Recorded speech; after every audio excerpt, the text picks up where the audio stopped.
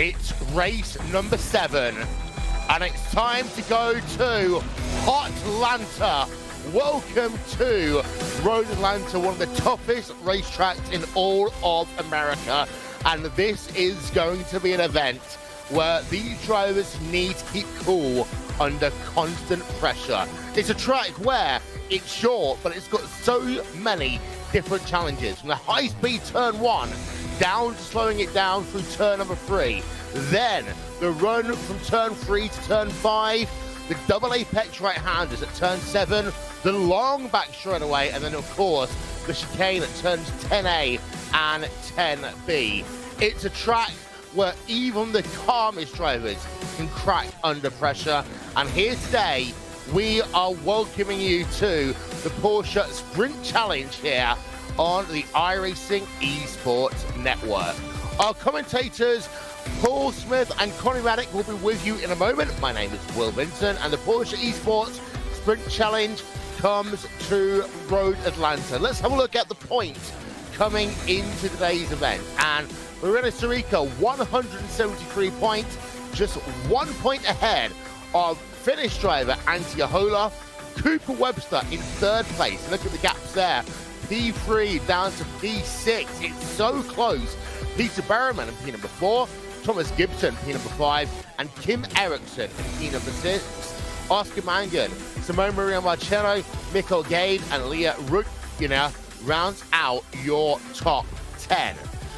The track, we've talked about it already, but it is one that needs to be understood because it's short here at Road Atlanta. It's under 2.5 miles in length, and look at the elevation changes. Start finish line in towards turn number 1, you start going uphill almost immediately, and that uphill will take you for the kink at turn 2 and then down into the big braking zone at turn number 3 that you can see on your screen right now. From turn 3, it's then down for the downhill, then uphill S's, and the track map really accentuates how you go first downhill through turn number 4 and then uphill the left-hander at turn number 5. We have got ourselves some what we call passing opportunities, and the first one is down at turn number 3. And you can really expect to see some big issues in this part of the racetrack. Turn number 7, onto the back straightaway. This is where you might not be making a pass, but you need to make sure that you get a good run, because the next thing is that long back straightaway, which leads you eventually into turns 10A and turn B, which is the best overtaking opportunity on the racetrack. And don't forget that final corner as well. It's tight, it's narrow, and anything can happen down there. So that is the scene set here today, and we are about ready to go to qualifying. And with that, let's hand it over to your commentators, Connie Maddock, but first, Paul Smith. Oh, well, thank you once again, Will, for this. I'm certainly looking forward to this particular race, as it is Road Atlanta, one of my favourite tracks in the whole of iRacing to take part in races in. Certainly is a good venue for racing. I am Paul Smith, and alongside me is Connery Maddock as well. But this should be a really intriguing race here today, Connery.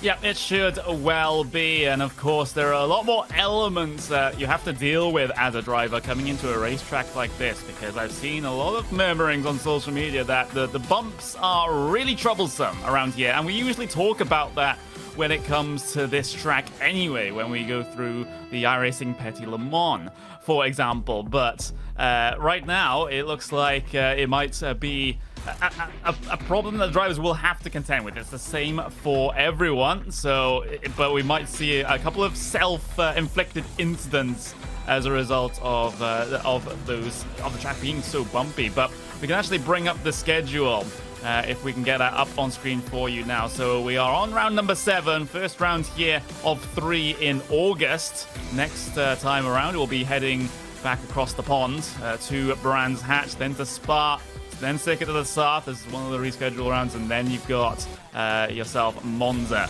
right at the end of the season on October 10th.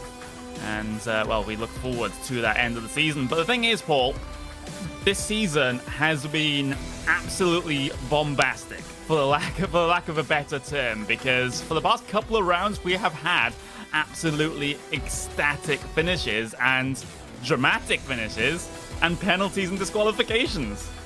Yeah, absolutely. We saw what happened at Silverstone with the incident between Gard and Simone Maria Marcheno down the hanger straight on the penultimate lap. That was Gard's third avoidable contact penalty that he received this season. So he's actually been suspended for this round. He's not allowed to enter in this round of the championship. So he's sitting on the naughty step. But the rest of these drivers, they've got a fearsome track to contend with. And as you mentioned, qualifying is ongoing at the moment. And they will be pushing things to the limit at this point. And, you know, we're at the midway point in the season now, and to have all the drivers, at least at the very top of the point standings, so close, it just goes to show how strong this field tends to be, because you don't have it also might be due to the fact that you don't have a guaranteed ticket into every single final event. You have to go through a whole entire week of qualifying just to book your ticket into this race, to race for those prizes. So we're pretty much always going to have a relatively strong field because of those drivers that put in the commitment to even qualify for this race. Yeah, exactly. It's that qualification to start with, and then heading yourselves into the main event of this race. And 8 points covering the top 6 in the championship is just absolutely sensational. And it goes to show that, as you say, the level of commitment that these drivers are putting in, and the level of talent as well. I mean, I'm looking at the average I rating for this particular event, 5,676. So it takes a lot of effort to get yourself into that top 30 for the week to be able to get yourself qualified for this race. Maybe we can get a look at qualifying as well, because we have had the first couple of laps start to trickle their way through. Provisional pole position goes to Cooper Webster, the man that's third in the point standings right now, only 4 points behind your actual first place in the standings. That's how tight things are at the very front of the field in terms of those points. But we're riding on board with Thomas Gibson at the moment, and of course he's always a massive contender as well. Had good results in round number 2, round number 3 as well. He has 2 podiums so far this season, 1 race win, but a big sketchy moment there coming out of the final turn. He is able to get himself across the line, but not to pole position, 1/10 of a second off of Antti Ahola's effort there. So maybe that slight mistake through the final turn did cost Gibson a little bit. Yeah, it certainly did appear to cost him some time. Antti Ahola at the top of the standings, but again, looking at this, 18 cars covered by a second in qualifying so far, as Marcheno actually jumps up to the top of the standings. So Simone is determined to get a good result, because he's been in 2 races where he's been in a really good points paying position and then ended up getting nerfed out the way.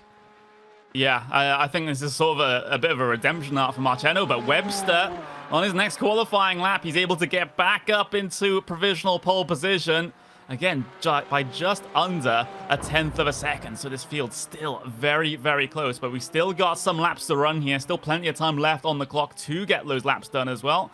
If you're new to this series, you'll know, we'll say that they get 2 flying laps here in qualifying. So despite them having enough time on the clock, some of these drivers might have already completed their 2 qualifying laps. Webster certainly one of those, as we saw him go much, much faster on his second lap, which is what we expect in these cars as the tire temperatures and pressures come up to their operating window.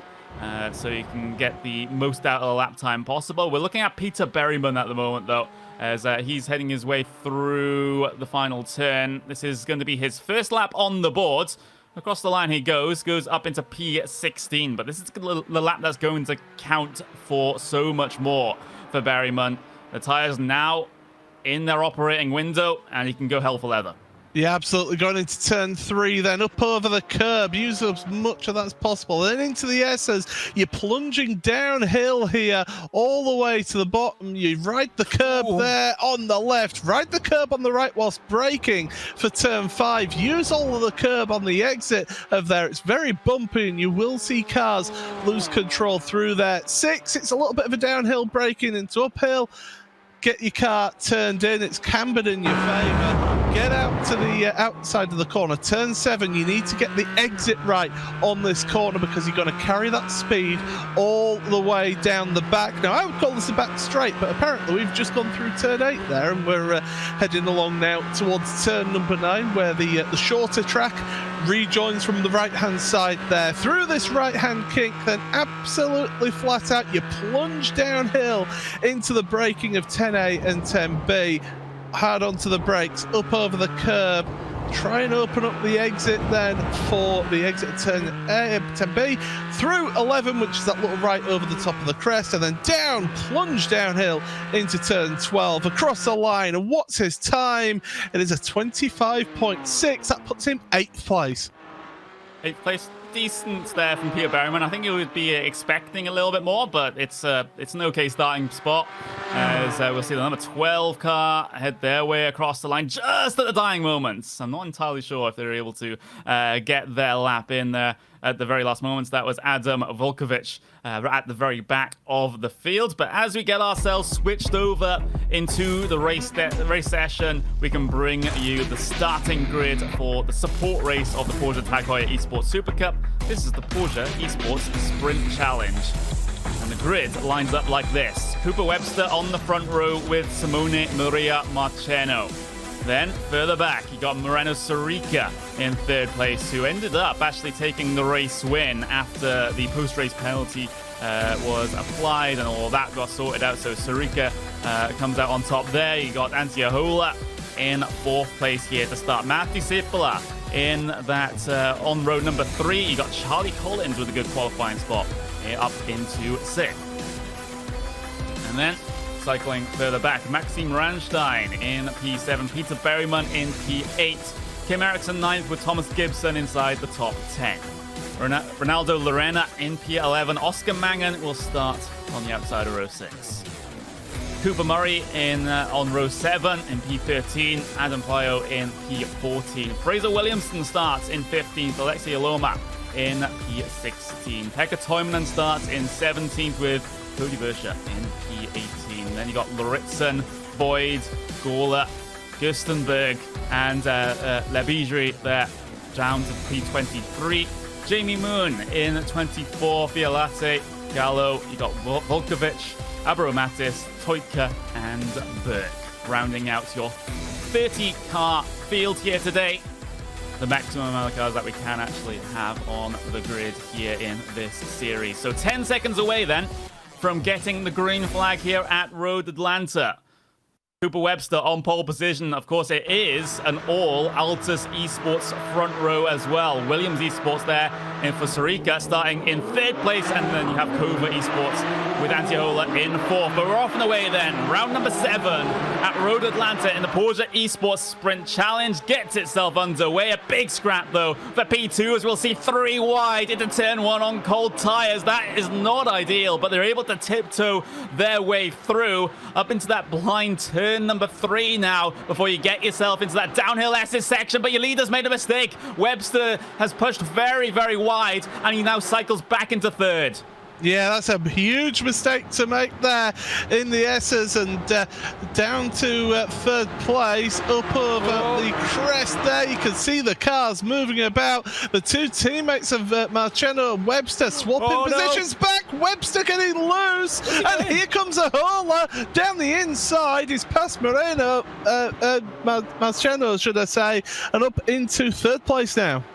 This is what Sorica loves to see in his mirrors. It's all this squabbling, even amongst teammates. for that second spot. You can see how the leader's been able to gap the entire rest of the field. So if he can break that draft then Sarika is off and away. Here comes Heuer then in the Covert Esports car, just about ahead, cuts across the nose of Webster, and here comes Marciano looking to try and make a move on his teammate into the turn 10A and 10B chicane, but Webster's gotten a good run off the corner here and might be able to challenge Heuer. Meanwhile, further back in the field, Ramstein, Berryman, this is a fight heading into the final corner. We are across the line and able to complete lap number 1. Car out into the dirt. That was Charlie Collins. Look at the defending behind though from Berryman. He's super scared about that. We've got a car spun.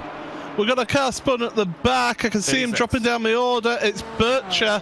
He's out of this one. He's back onto pit road. It was 3 wide then into the final corner. That's not going to work around there. Car gets unsettled, makes slight contact. Now he's holding his brakes. He's holding his brakes. There's nothing he can do there. He was holding his brakes there. A lot of people, they just let the car roll, but you could see the brake lights applied. He was trying to stop the car and he just couldn't get it stopped in time. Yeah, a bit unlucky there for that. I think it was one of the Cobra cars that came running. Yeah, Toivonen came running full speed into that. And, well, back to the live pictures then, because we've got 1 lap in the books and a lot of action has happened already. But for Sarika, it's all happened behind him, and by quite a distance as well. So unless this the rest of this pack can get organized with the slipstreaming, then Sarika has a good chance already coming across the line to win this race. But never say never. This series always throws up complete surprises at times. But for now, the 2 Altus Esports cars are behind the Covert Esports machine. That's Heuer leading that little 3-car pack for P2. Webster in that second spot in the pack, 3rd overall, and then you got Marciano in 4th place as the other Altus car behind that one. But there's been fighting in the mid-pack as well. It's been quite a topsy-turvy race for some of these drivers. There's Burke heading down the inside of Volkowitz, and Volkowitz actually went very wide out into the grass there. So, I mean, if you wanted to let a driver go, that's probably not the best way of doing it. Well, the thing is, if you end up just running a little bit wider the apex at turn number 1, it can get onto that dirty side of the track, and it just seems to just eat you. That grass welcomes you onto it, and there you go. He found the fastest way to be off the track at turn number 1. But yeah, these 3 at the front, as you've mentioned earlier, Connor, these 3 cannot afford to be squabbling left, right and centre. They need to work together. They need to try and use that draft to help each other to move forward towards Marino Sarika, because Sarika right now has dropped that slipstream. He's not giving them a draft right now.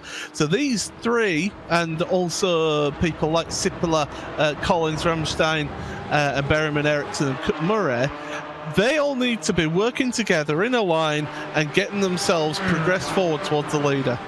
Yeah, Heuer is Sarika's best friend at the moment, because Sarika did a 125.5 that last time across the line. Heuer, 125.8.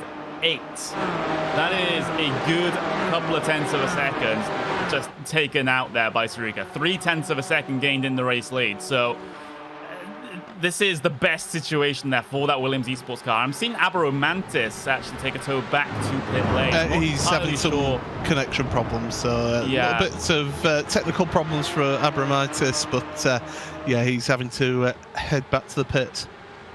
Yeah, I think he is. So that's unfortunate there for the American as he drops down my timing screen, and you can see him even on the left there just briefly going back to second to last place at the moment. So hopefully he can get back in the server and get himself out there to recover a couple of spots, but for now it's not going to be a very healthy points haul whatsoever. So under 15 minutes left in this race then. You've still got this big long train for second place, but are those cars making any sort of progress on your race leader? And right now I'll have to say no, the gap is fluctuating in and out, but it's relatively similar to what it was last time these guys headed their way across the line. So Sarika is managing this race very well from the front at the moment. He's just watching that gap, managing that gap, and as soon as he perhaps comes in danger, he has a little bit more left in the tank, so he can up the pace a little. Heuer was half a tenth faster on that last lap than your race leader, so they're not really gaining enough time here to be to challenge that race leader at the moment. Sarika, all he needs to do right now at the front is just stick to his line, don't deviate, get your braking markers right, just keep doing what you've been doing all week to get yourself prepared for this race, and he should be fine and comfortable at the front. But as we mentioned, there's plenty of bumps around this track. Also, turn 5 is really a deadly corner in any race car, and get those bumps wrong, especially over the curb on the outside, and before you know it, you're inside a concrete wall, wishing waving goodbye to your race. Yeah, it's worth reminding everyone, because I see a lot of activity in the chat saying, when's Beneca going to be on? When's Josh Rogers going to be on? That is the Porsche Tag Heuer Esports Supercup, which is going to be on after we're done with this. This is the support race here, the Porsche Esports Sprint Challenge. So for those stars that you're waiting for, you're going to have to wait a little bit longer to see them. But we still have some fantastic racing in this series, so it stands on its own 2 feet. But through the final corner for these guys, you can see Cooper Webster. He's trying to apply the pressure onto Heuer here, but Heuer's just not fazed by it whatsoever. Cooper Webster can get as close as he wants to the rear bumper of that Porsche ahead of him, and Heuer doesn't seem to be affected by it whatsoever. He's cool as ice. He is a Finn, so I think you can understand it from that perspective. Certainly can. The leader just pulling out slightly on this this pack here. Now they're not really fighting that much, it must be saying. They're just staying in the queue right now, and that is the best thing they can do, really, to try and catch up. But I just get the feeling that Cooper Webster feels that he can go quicker than Antti in front of him, and he wants to get past, and he wants to try and make that move. But we've seen time and again, even with the longest straights as a whole, just slightly missed the apex there through 7. So Webster might get the slightly better run out of the corner, down the back straight, and you know, before you know it, he could be challenging into the chicane. Timo Toika is one that's dropping down the order on my timing screen. We'll get a look at him, what happened to him later. But into the chicane once again. No real movement happening at the moment. Webster is just sat there. He can't make any moves. Yeah, and it must be so frustrating because, like you said, if he feels that he can go faster and being sort of stuck in what is, for all intents and purposes, a truly training, but except it's a Heuer train. But maybe we're not giving a Heuer enough credit, because to be able to gain those 2 positions on the start, get up into 2nd place, while, remember, those 2 Altus Esports teammates were squabbling with each other and even made contact with each other. It was a little love tap, but still, I think Altus have just gotten themselves into this position. They can't blame Heuer for this. No, absolutely not. Not with the start that they had. Worth pointing out that Matti Sipilä, by the way, it is worth pointing out that he has got the fastest lap of this race here. So he actually, at the back of this little, well, in the middle of this gaggle, should I say, in the core sim racing car, in 5th place, fastest lap of the race. So there is some pace in there in these cars in this pack right now, but it's just not happening. Yeah, I don't think so. And I get the feeling that Webster will want to make this move sooner rather than later. Coming up to 10 minutes left in this race, about 7 laps by my calculation.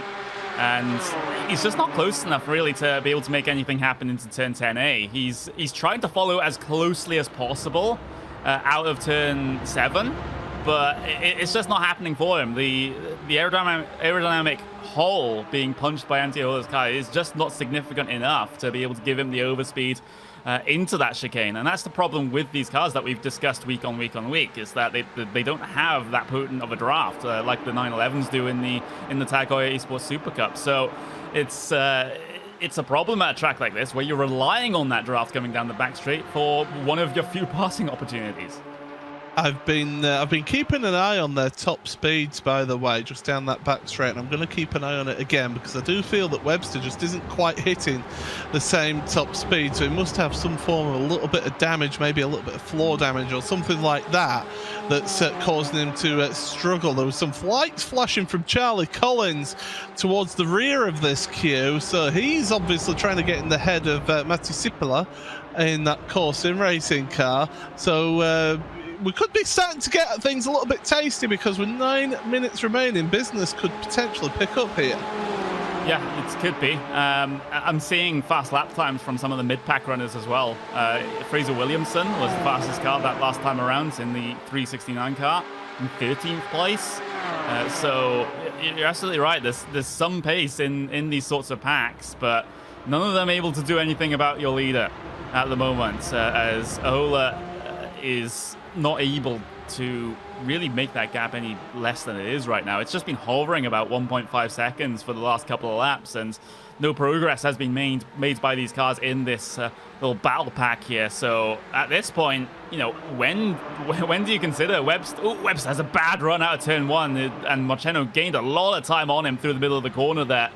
As yeah, you bring up a good point, Paul, in our little chat there, that Webster, he must have some form of damage, unless he has a completely different aero philosophy on that car, because even in the draft, he was 1 kilometer an hour slower. Yeah, he wasn't quite matching that top speed in the draft there, and he's making these mistakes because I think he's trying to carry the speed through the corners to try and compensate for that, and he's making himself prone to mistakes. You can see Sippler and Collins then that we can focus on here. Collins using the curb on the inside of turn 7, whereas Sippler chooses not to do that. But they're just stuck in this draft train. It almost reminds me of the old DRS and ERS trains that we used to get in the Grand Prix series, and they just seem to be in this holding pattern to all these drivers here. Yeah, we're getting word in our wonderful YouTube chat from Altus Esports team boss, Simon Feigl. Cooper has some damage, and this damage model is not great for straight line speed. So it's a big issue for Cooper at the moment. So, oh, look at this battle further back. One of the Movano cars, I believe that is, trying. Yeah, that's Williamson hitting his way through on Iloma, and just about able to get his way through at the final turn. So that's Fraser Williamson up into 12th place, but Iloma's going to come back at him, having a look down to the inside of turn 1, but not going to be able to make any progress down there. But with thank you very much to Simon with the team boss comment from Altus Esports. At this point, though, do you consider not doing a multi-21 order, you know, from a team boss to tell Marciano to get through and see if he can challenge Heuer, but maybe even if you're Cooper, let Marciano go, let Marciano have a go on Heuer and try and follow through in his tire tracks. I mean, the problem is with this, there's no team orders in the series. It is just every man for himself. So, you know, you've got to take that into account here as well as they're heading down the back straight. Again, we're looking further back, and that is Thomas Gibson, isn't it? Who's under pressure from Gerstenberg in the number 1 car. But yeah, you know, these drivers, they've they can't think about the team to a degree. You know, you maybe think that might be on that sort of opportunity to try and do that switch around and give Marciano a go, but because the other drivers are so close behind you, if you let one car through, the chances are that you're going to have the others try and follow him through as well, and you end up potentially losing more places or getting involved in an instant. So you can't easily do that switch when you're in a queue of traffic like this. Yeah, and you can see at the very rear of the train, we're looking at right now, you have the core car of Sippler, you have the Sim RC machine from Charlie Collins, and you have Rammstein in there as well. So a lot of potentially pretty quick drivers. It's the HM Engineering car that's at the very tail end of this train right now. I was trying to give myself a bit of time to try and recognize the delivery, but eventually we got there. But now we're inside the final 5 minutes, and these guys have been very, very docile for the vast majority of this race. We had that massive amount of jostling on lap number 1, but for the entire middle portion, these guys have just been sitting in their draft trains. But now, when do the dive bombs happen? That's the question you have to be asking. Into turn 10, it's a big, inviting line down the inside that you can take. And if you can get the speed down the hill with the draft, then it's going to be more tempting to take that sort of lunge. But we haven't seen it so far this race, and, well, we're coming up to 3 laps to go.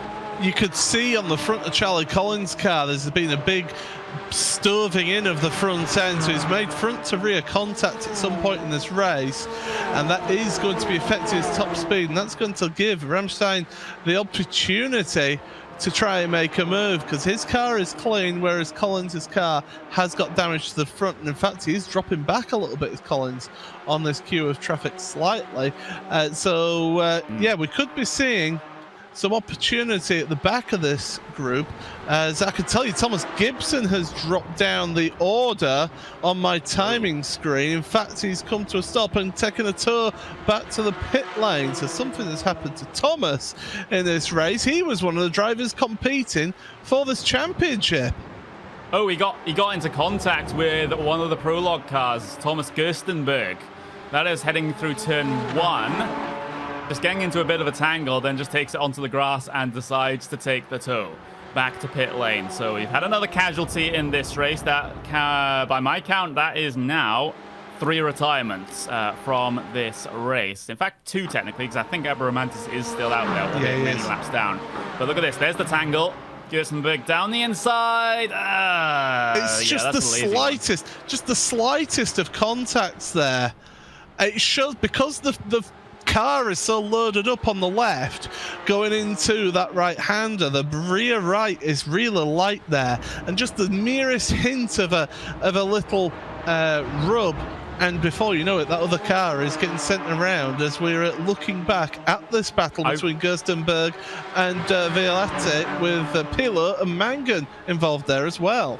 Yeah, while we watch this, I'm also on my own view having a look at that battle for P2, because things are starting to get a little bit sketchy there. But number 10 down the inside then, Violette down the inside of Gerstenberg, and he's about able to get through. Here comes Pio as well in the other white Cayman coming through. Beep, beep, and well, he not quite able to do anything there is that other white Cayman in the background. But there's the battle for P2, and a couple of different lines being taken there through turn 6, up in towards turn 7 now, and Ahola, he has a defensive job to do here in the final 1.5 laps that we have to run here. Webster, this is his best run that he's been able to get out of turn 7, but is that damage going to allow him to hang on to the rear bumper of the Kova car? We'll have to wait and see. He's done a good job for now. This is going to be the lunge, I think. Ahola's thinking about going defensive to the middle of the circuit, but they both not brave enough to go deep on the brakes there. At least Cooper Webster wasn't. But now we're heading on towards the final lap of the race. So under the Suzuki Bridge then for the penultimate time through the final corner. And it's all for these final podium spots here, Paul. If you are brave, you can make the move to the outside of 10A, and that gives you the inside for 10B. So you can make it work through there and make the positions up that way. But right now, nothing is happening. You can see the leader still keeping that same gap ahead of the Marcello up and over the curb as well. But still, these guys battling away at the front. Oh, Ahola takes a huge amount of curb in that first little left-hander of the S's section. Now through turn 5, Webster has a very good run, but it's the same topic as last time. Does he have the head of speed required with the damage? Forces Ahola to go defensive into turn 6. Webster looking to go the long way around. Marceno's in the background on the outside looking in as well. Webster again, big wide arc being taken. Ahola tries to move over. Bit of contact between those two cars. This is the final lap. Sarika is off and away in the race lead, but these final 2 podium spots, those are still very much a big issue here. Here comes Cooper Webster. It's going to be the long way around for the first apex of the chicane. Marceno is looking for a gap as well, but I think he'll let these guys fight it out. Webster around the outside. This is his final chance to get anything done. He's got the line, he's got the speed, but the up and under from Ahola, it's brilliant. It'll be side by side for second place through the final corner, will it? No, Ahola is ahead. He'll be able to get second, but your race winner is Moreno Sarica. Passes on the first lap, off and away, manage the gap. Williams Esports take the win here today. Sarica, a huge amount of money in his back pocket as well. Absolutely great finish to that one. Great up and under. It was worth the effort from Webster. I could tell you that Sipola, we saw on the camera shot, ended up in the wall on the exit the final corner. So Collins and Rammstein made their way past them. up into, I shouldn't say Ramstein, made their way up into that 6th place. But great racing from them, and it's so easy for Moreno Masarica up at the front of the field to be able to take this win here today. And certainly very, very happy with his prize haul. So Sorica extends his advantage in the points lead. He was 1 point ahead of Heuer, who ends up finishing in 2nd place here. And he's able to get himself his 2nd win of the season and the 2nd win on the bounce as well. But this time, he was first coming across the line instead of having to rely on actions in the steward's office. You see Cooper Webster try as he might to get himself 1 step higher on that podium.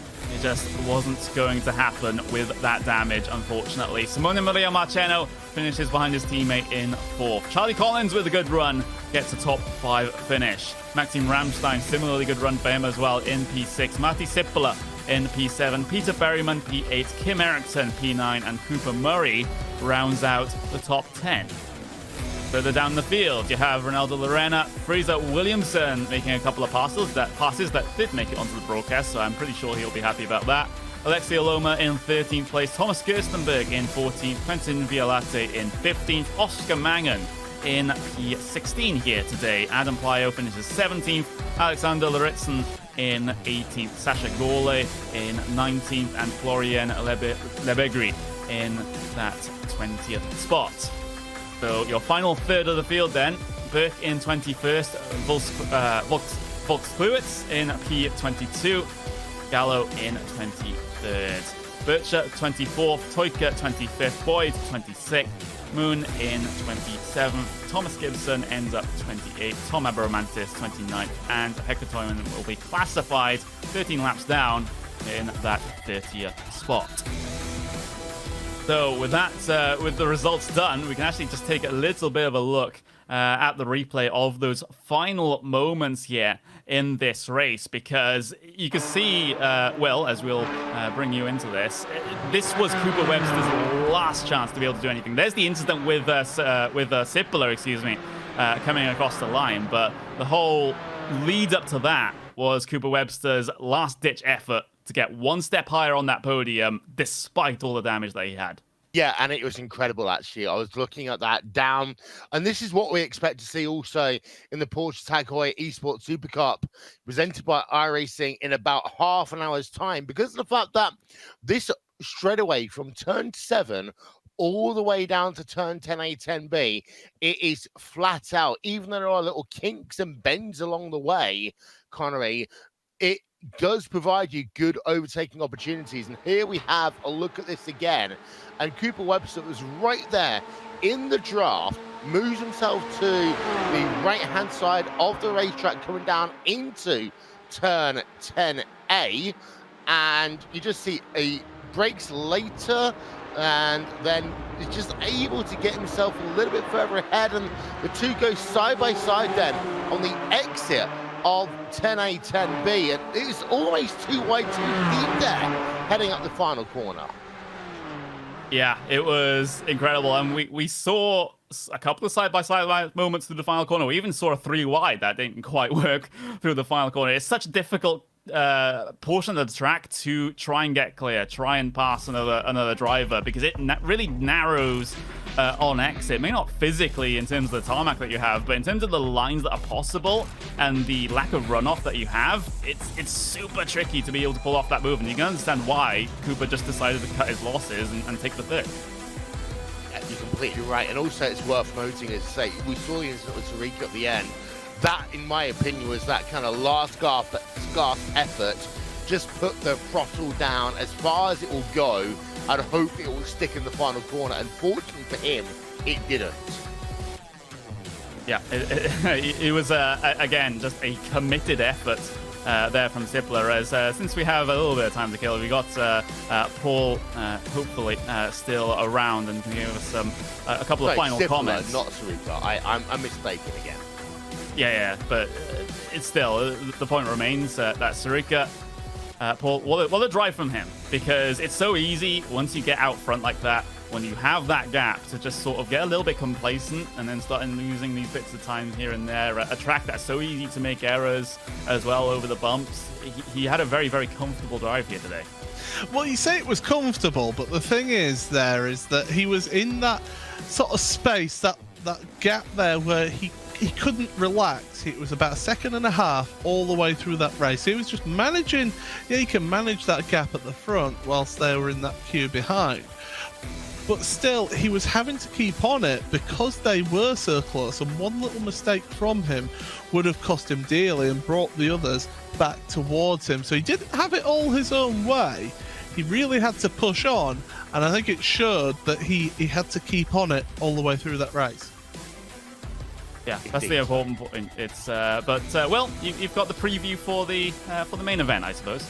We have, yes, and don't forget that the Porsche Heuer Esports Supercup presented by iRacing is coming up next, and we're going to talk in detail about the top 4 drivers because it is so close inside the top 4. Sebastian Job is the driver who leads the championship standings right now, and of course we've got ourselves Joshua Rogers, Max Maneke, and the MSI Esports driver in there as well. And that's going to be exciting coming up, of course. The 15-minute sprint race and the 30-minute feature race to come.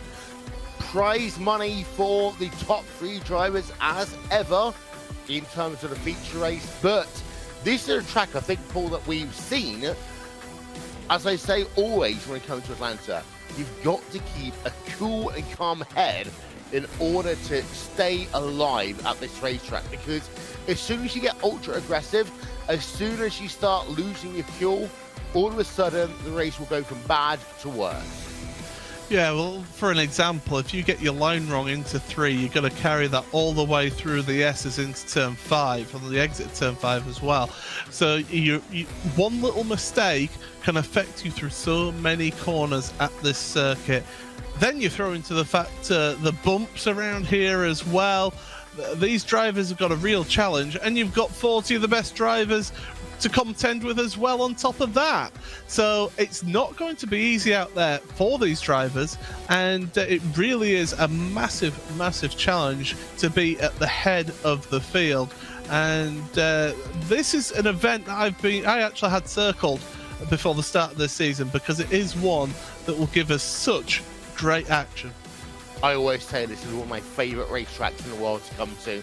It is in my top 3 racetracks in all of North America. Of course, the Indianapolis Motor Speedway personally will always come at the very top of my list, but in terms of road course racing, this is always top. And we're going to put the top 10 back up on your screen momentarily.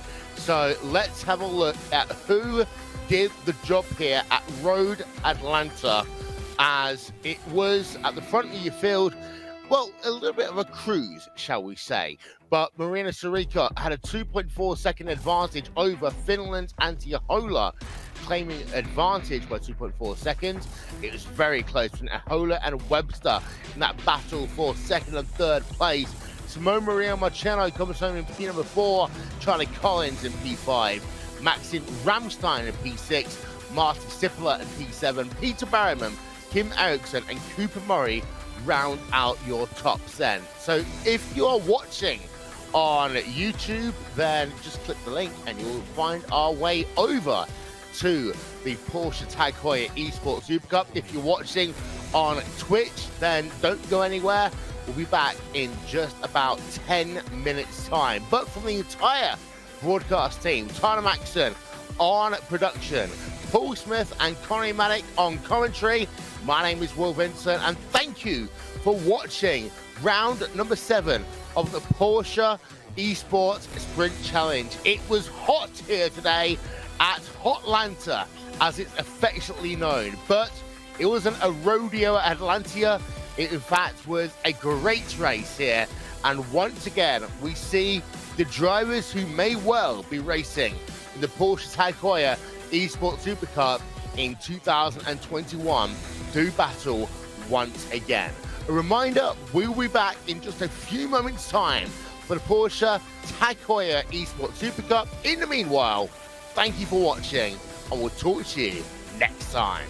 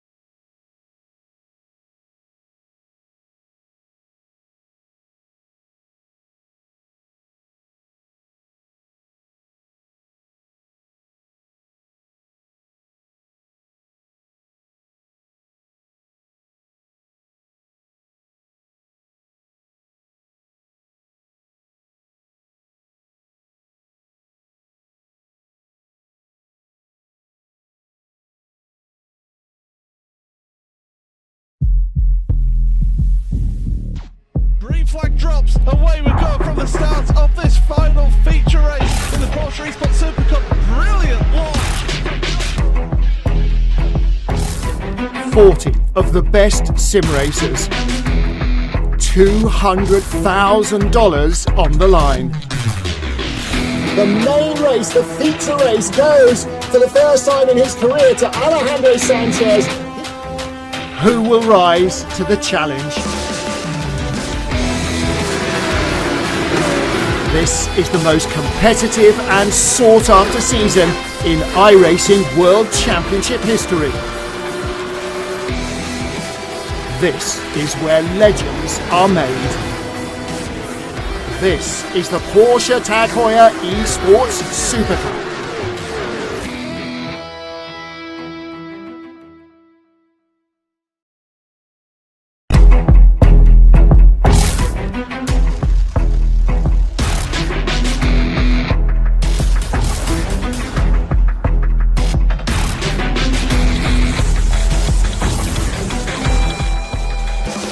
Round number 5 of the Porsche Tag Heuer Esports Supercup, powered by iRacing, and welcome to Road Atlanta. This is one of my bucket list venues, and it's one of those tracks that I always say the coolest and calmest heads will always prevail. And here today, these drivers, as always, will have to deal with 15 minutes of a sprint race and 30 minutes of a feature race. Of course, before that, we have qualifying as well. My name is Will Vincent. I'm joined for pre-show by Connery Maddock, Paul Smith and Martin Haven on the commentary booth when we get to the races. But Connery, this is one of those racetracks that basically, I always say, needs a different mindset to almost everywhere else that you go to. You cannot get aggressive at Atlanta. The track will destroy you. The emotions will kill you. And that's all before you consider there's another 39 drivers potentially on the racetrack along with you. I'm going to have a look at the track map right now. Yeah, absolutely. As we head to Elkhart Lake in the USA, we take a look at the track from up above, and the one thing that really stands out to you, the relative elevation difference is absolutely huge at this racetrack. Of course, the lowest point at the bottom of the S is towards the end of the first sector, the highest point towards the back end of the back straight. But you know, tricky track indeed, especially with the bumps around here. You can see, especially with the final corner, there's a bump that can really unsettle a couple of cars. So don't be surprised if you see a couple go off there. But the main overtaking spot on this track will be down into that turn 10A and 10B chicane at the end of the lap, at the end of that long back straight. Indeed, so we are based in Braselton, Atlanta here. Ironically, there's two racetracks in a stone throw of each other. There's one of the big talking points of the day. That's turn 3. We expect to see a number of drivers have issues there and also passes to be made. Turn 7, it's not necessarily a passing opportunity, but it's a good point to actually set yourself up for the long run down the back straightaway down towards 10A and 10B, the biggest and best passing opportunity on the racetrack. So that's a look then at this Road Atlanta circuit. You can actually just see at the very bottom, Lanier Speedway, the half-mile oval that many drivers who start their iRacing career on that side will get to be introduced to very early. But let's talk about how things are right now, Connery, because Joshua Rogers, let's talk about him, because he is one pole position away from winning automatically the pole position award for the year. And that, of course, will also give him a Tag Heuer Connected watch as a prize for doing so, worth close to the region of about $2,000.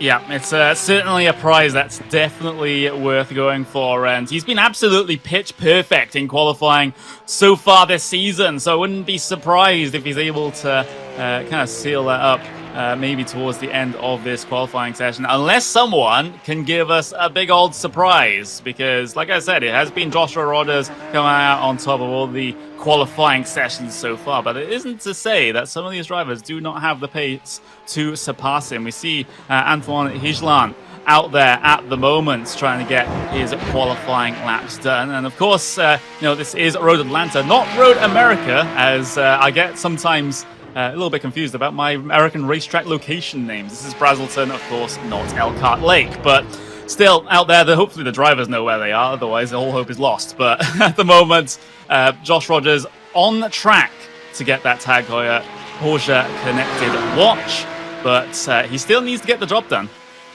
The good thing is, of course, Connor, is that I can't follow you fluid graphic on the screen these days because I no longer do directing these sorts of things. But at the same time, I mean, we talk about Josh Rogers in terms of the pole position award, but it's actually Sebastian Job who's leading the series for the second time this year. And I was doing the calculations. This is the first time that he's entered the halfway point of the season leading a World Championship series. So the pressures on that Red Bull Racing Esports driver is exceptional right now. And this is basically now going to be a case of, for Sebastian Job, can you deal with the pressure when the going gets tough? Yeah, that's going to be the theme for his second half of the season, I think. He's had a pretty good run over these last couple of rounds. You can see the side-by-side with Fluke and Sedgwick on their qualifying laps here at the moment. Provisionally, well, Jamie Fluke is one of those drivers that has only set a lap time. Antoine Huseland is the only driver to get across the line at the moment in this qualifying session. So it's still the early stages of qualifying here, and these first laps definitely won't be the fastest that they'll be able to get out there because of the tires coming up to pressure and up to temperature. These are just the banker laps. And those are important all on their own, Will, because you just don't have a baseline to build off of, and you're not panicking heading onto your third lap of qualifying, not having actually set a valid lap time. It's a short lap around here, and also there's a lot of dramas along the way as well. Talking about dramas and talking about expectations, let's talk about Alejandro Sanchez. He's currently P3 in the championship, and that's, again, going down the archives and the stat facts and all those sorts of things. He's the highest placed Spanish driver ever in the history of an iRacing World Championship Series at this stage of the competition. So Alejandro Sanchez is waving that Spanish flag loud and proud right now. And you were talking to me before the broadcast about, you know, his consistency over the last couple of races.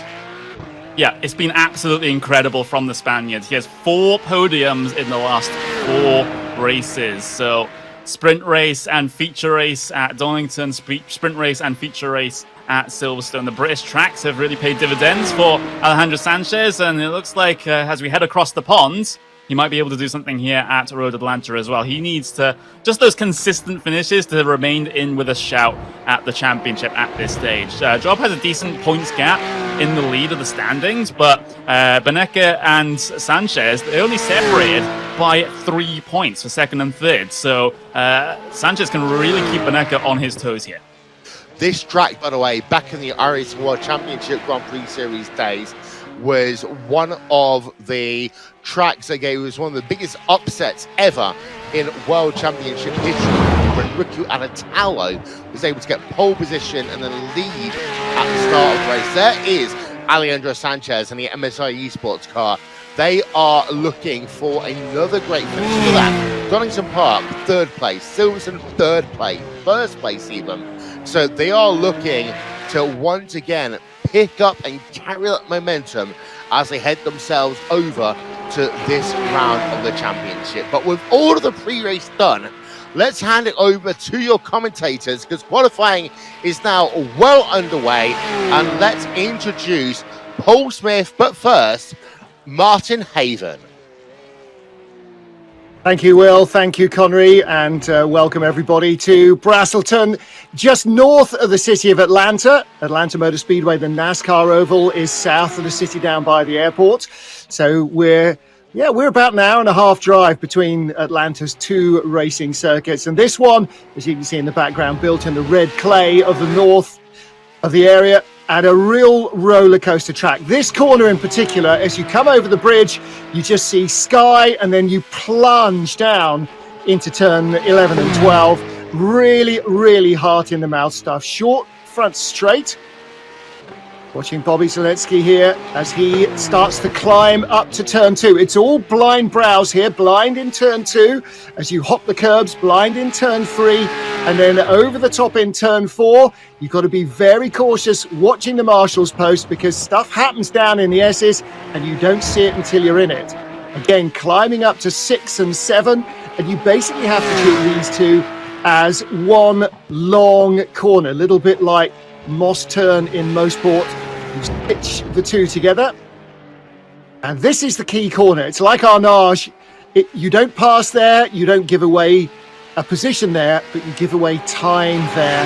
And then they haul you in all the way down this long, undulating back straight. Again, big blind brow here as you go right. This is where Yannick Dalmas took off in 5th gear in the Porsche GT1 car all those years ago in the first ever Petit Le Mans.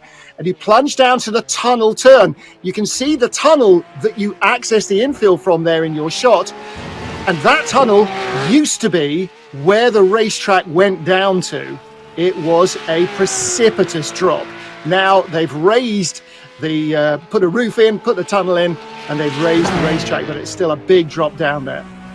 Yeah, don't forget that Bobby Zolensky, he does race in the eNASCAR Coca-Cola iRacing Series, and you know, he really is a dual World Championship driver. He's got that combined knowledge of the ovals and NASCAR side of things, and the Porsche Heuer Esports Supercup as well. On board with the visor cam of Josh Rogers, you can see how violent this track can be up over the curbs and the bumps for these drivers, and this is the challenge.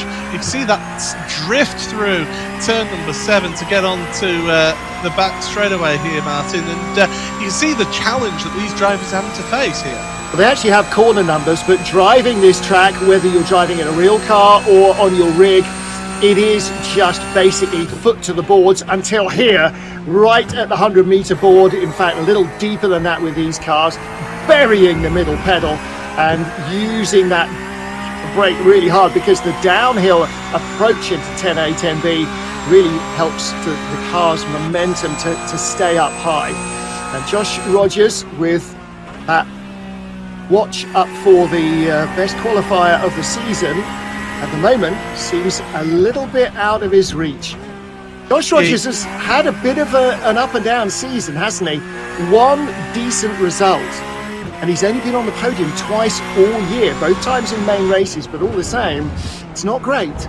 Yeah, it's not what you expect from Josh, is it? Especially after winning the championship last year, you would expect him to be challenging a lot more this season, but it just goes to show how everybody in this championship has stepped up a gear in their preparation, in how they set up the car, in the amount of time that they spend practicing for these events. It just goes to show that Josh hasn't got it all his own way this time around. And Jeff Giassi, well, there's a name that I didn't expect to see at the top of the standings at the moment, provisionally on pole position.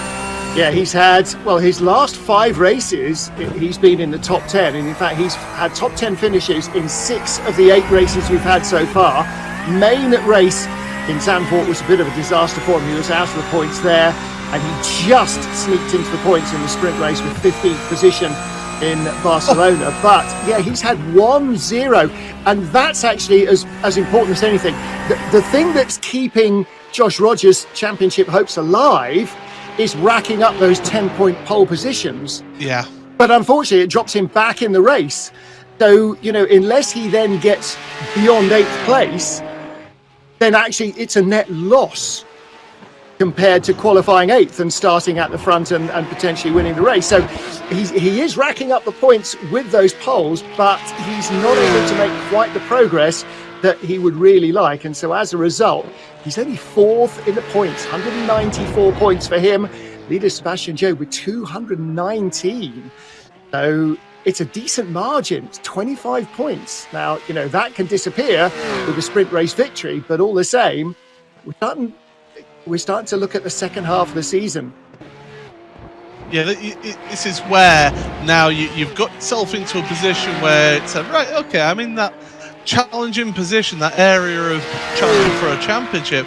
this is where you need to push on. But I mean, Josh Rogers to the top of the standings by just under a tenth of a second over Dane Warren. And Sebastian Job is the championship leader, 3rd place. So Seb is getting some points for being 3rd place in the standings. But we're running out of time here because remember, once that clock strikes 0, that is it. Qualifying is over. And the other thing, of course, with being 3rd fastest is that he's starting 3 spots ahead of Josh Rogers, potentially Sebastian Job. And again, all of that will translate. And it knocks on, because if he doesn't make a mistake in race 1, that advantage potentially over Josh Rogers carries on into race 2. Let's take a look at our grid then for the first of our races. Well, the fastest qualifier will be Josh Rogers ahead of Dane Warren, 2 guys who really need to score some points here. Sebastian Job 3rd fastest, Jeff Chiassi 4th, Kevin Ellis Jr. and our last time out race winner, Alejandro Sanchez, another good qualifier for him.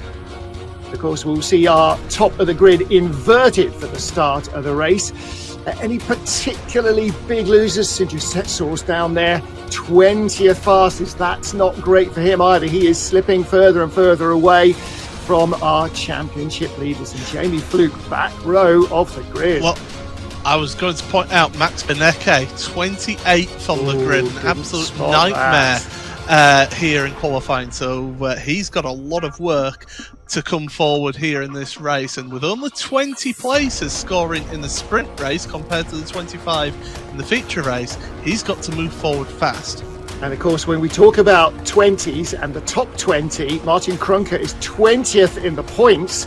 So at the moment, he will get an automatic buy into next year's campaign. From Jared Filzell in 21st, Josh Anderson 22nd, they will not yet. So whether you're at the front, in the middle, or hovering around the end of the top 20, there's still a lot to play for. This is only the 5th race weekend for the Porsche Tag Heuer Esports Supercup by iRacing. But boy, you've got to make them all count.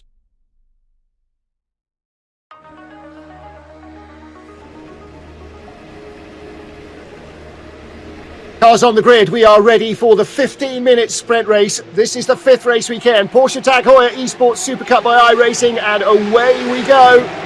Now, let's see if the fastest man in qualifying can lay down the laps to try and get himself up to the top of the pile again. Joshua Rogers chasing Sebastian Job and his other championship rivals, but Max Benecke in real trouble further back. So, Martin Haven and Paul Smith watching the action here at Road Atlanta as they start the descent down through the S's, and wheel to wheel on the first lap. Jeff Chiassi just manages to squeeze through. Somebody's on the grass right at the back. Setsos, I believe, who is dropping down my timing screen, so he's obviously had issues here on that opening lap. But yeah, you can see how this pack is trying to whip the way through, and Josh Rogers, crucially, has moved ahead of Sebastian Job in 6th place, although Job is fighting this one back. Yeah, looked like they were wheel to wheel there from 6 to 7, so that could be entertaining. 3rd place there for Martin Krunke, but our race leader is the 36 car Josh Anderson, and it's wheel to wheel down the hill into the tunnel turn. Oh, that's going to be tight. Just on the outside, Alejandro Sanchez, that name again. What odds are we getting on Sanchez being champion this year? He's got to be worth €5, hasn't he? He is having such a season. That's to curse the commentator. I apologise now unreservedly. Well, he had a breakout second half of the season last season. It took him a little while to get used to the car, but he's really stepped it up again this season. He's having an absolute blinder. Josh Rogers, by the way, down at the turn 10A and turn 10B, had an incident and he's dropped down to 9th place now in this race. But on board Jeff Chiassi, he's at 4th place behind Martin Krunke right now. And he's just having to just stay in line for the time being. But, yeah, drama for Rogers in the first lap. Yeah, so Josh Rogers came in here 4th. Max Benecke came in here in 2nd place. Rogers hasn't won a race. Benecke cleaned up in Barcelona, but has been a bit touch and go ever since. He's had a couple of podiums since then, but he's in real trouble. So it leaves the door open for others. Jeff Chiassi, where's he? 8th in the points. Best race result. What's the first race? Sprint race in Zandvoort. He was in 6th position, having been 2nd fastest in qualifying. And this clearly looks like a track that the Brazilian feels that he's got a good setup and he's happy with, because 4th place in the start of this sprint race. That's good news for him. Kevin Ellis Jr. right behind him. We're just seeing a little dive up the inside. That's a great move from Carroll on De Jong. Wow, so Graham Carroll diving through into 10th position. Now, it's been too long since Graham Carroll has had a good race weekend. His good race weekend again was in Zandvoort. First in the sprint, second in the main race behind Sebastian Jobe. And since then, how many point scores? Well, barely any. He has struggled for points, Graham Carroll. Well, he got involved. He was the innocent party in that incident with Josh Rogers at Silverstone last week. Don't forget at Beckett's last time out, should I say? Yeah, so he's been unfortunate at times in the series, and he'll be wanting to get a really good, strong position and strong result in this one. But Alejandro Sanchez is not that far off your race lead, because he's only about half a second behind now. So Joshua Anderson come under some intense pressure. Yeah, look how much suddenly the car in front will grow. Okay, immediately they hit the brakes. Obviously he really grows, but he's just hoovering himself up there in the toe, Alejandro Sanchez. You get a really strong slipstream effect. That's nearly a mile long, that straight from 7 to 10. And again, sweeping down through turn 12, picking up the dirt on the exit. That's a little bit like the old hairpin at the bottom of Craner curves. If you run out wide, it doesn't help your momentum. It is a very short straight. Pit lanes on both sides, by the way. The main pit lane on the right, the Sport Race pit lane on the driver's left as you come down that short chute. Diving down here through the S's. Circuit just at the end of the 90s, bought and revived by Don Panos, the man who set up the American Le Mans series. And really turned the place around. It's got such a history of particularly IMSA racing in the 80s and into the early 90s. A really tough racetrack, if you like. Again, it's old school. The surface is old. You know, they don't have the coldest winters in Georgia, but it does get a little bit ripply and bumpy, and the drivers were complaining a bit about that during the practice week. Martin Cronkite in 3rd with the green highlights on his car, just creeping away from Gyasi, and here comes Carroll down the inside again under braking, so he's now up to 9th place. Gets ahead of Job. That's Job making the move. Yeah, up into so 5th, that was and ahead of Warren. Yeah, trying to follow him through, and here comes Rogers now, and Ellis Jr. is getting just freight trained there to the back of that queue. So down to 8th from Ellis Jr. when he was in 5th. That's Max Benecki way back down the order. Sebastian Jobe moving on, the points leader, 18 ahead of Benecki, and that gap will grow a lot. Where is he at the moment? Way down the order. It doesn't even show on my 19th. timing screen.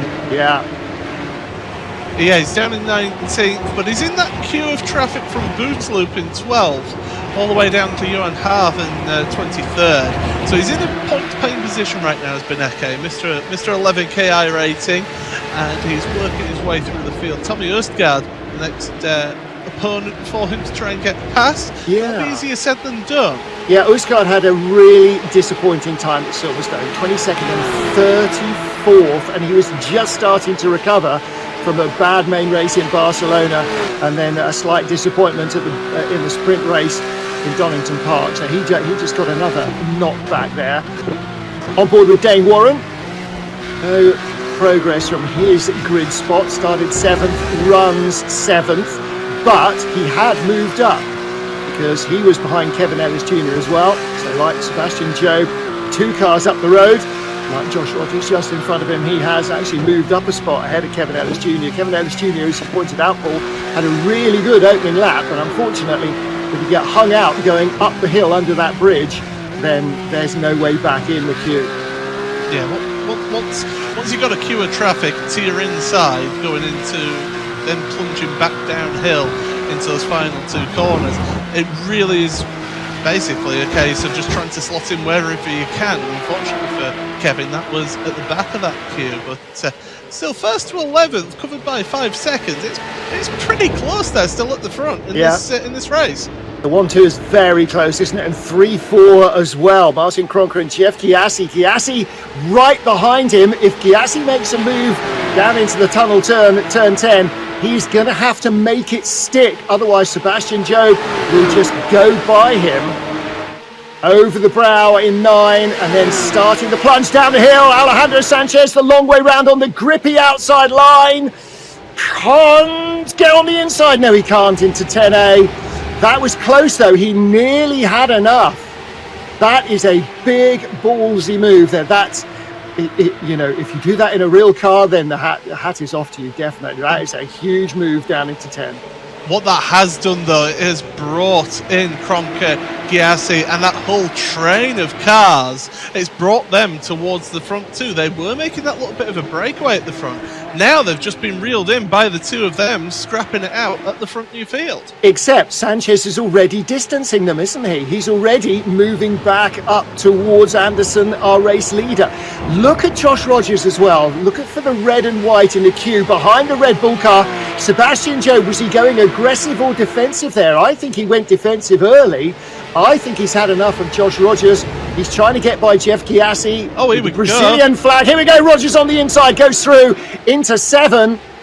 Well, it can be done. There's room, but it leaves him on the outside. And better momentum. The tighter line from Rogers didn't allow him to pick up the throttle early enough to keep that. He's now behind Sebastian Job. He is in the tow.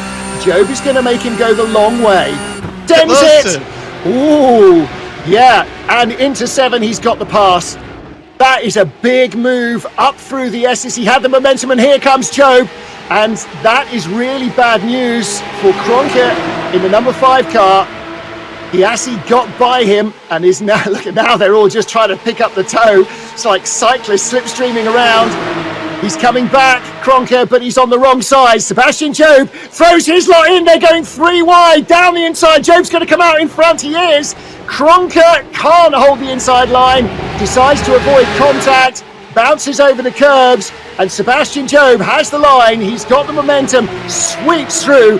That was great racing. And it is not over yet, Paul.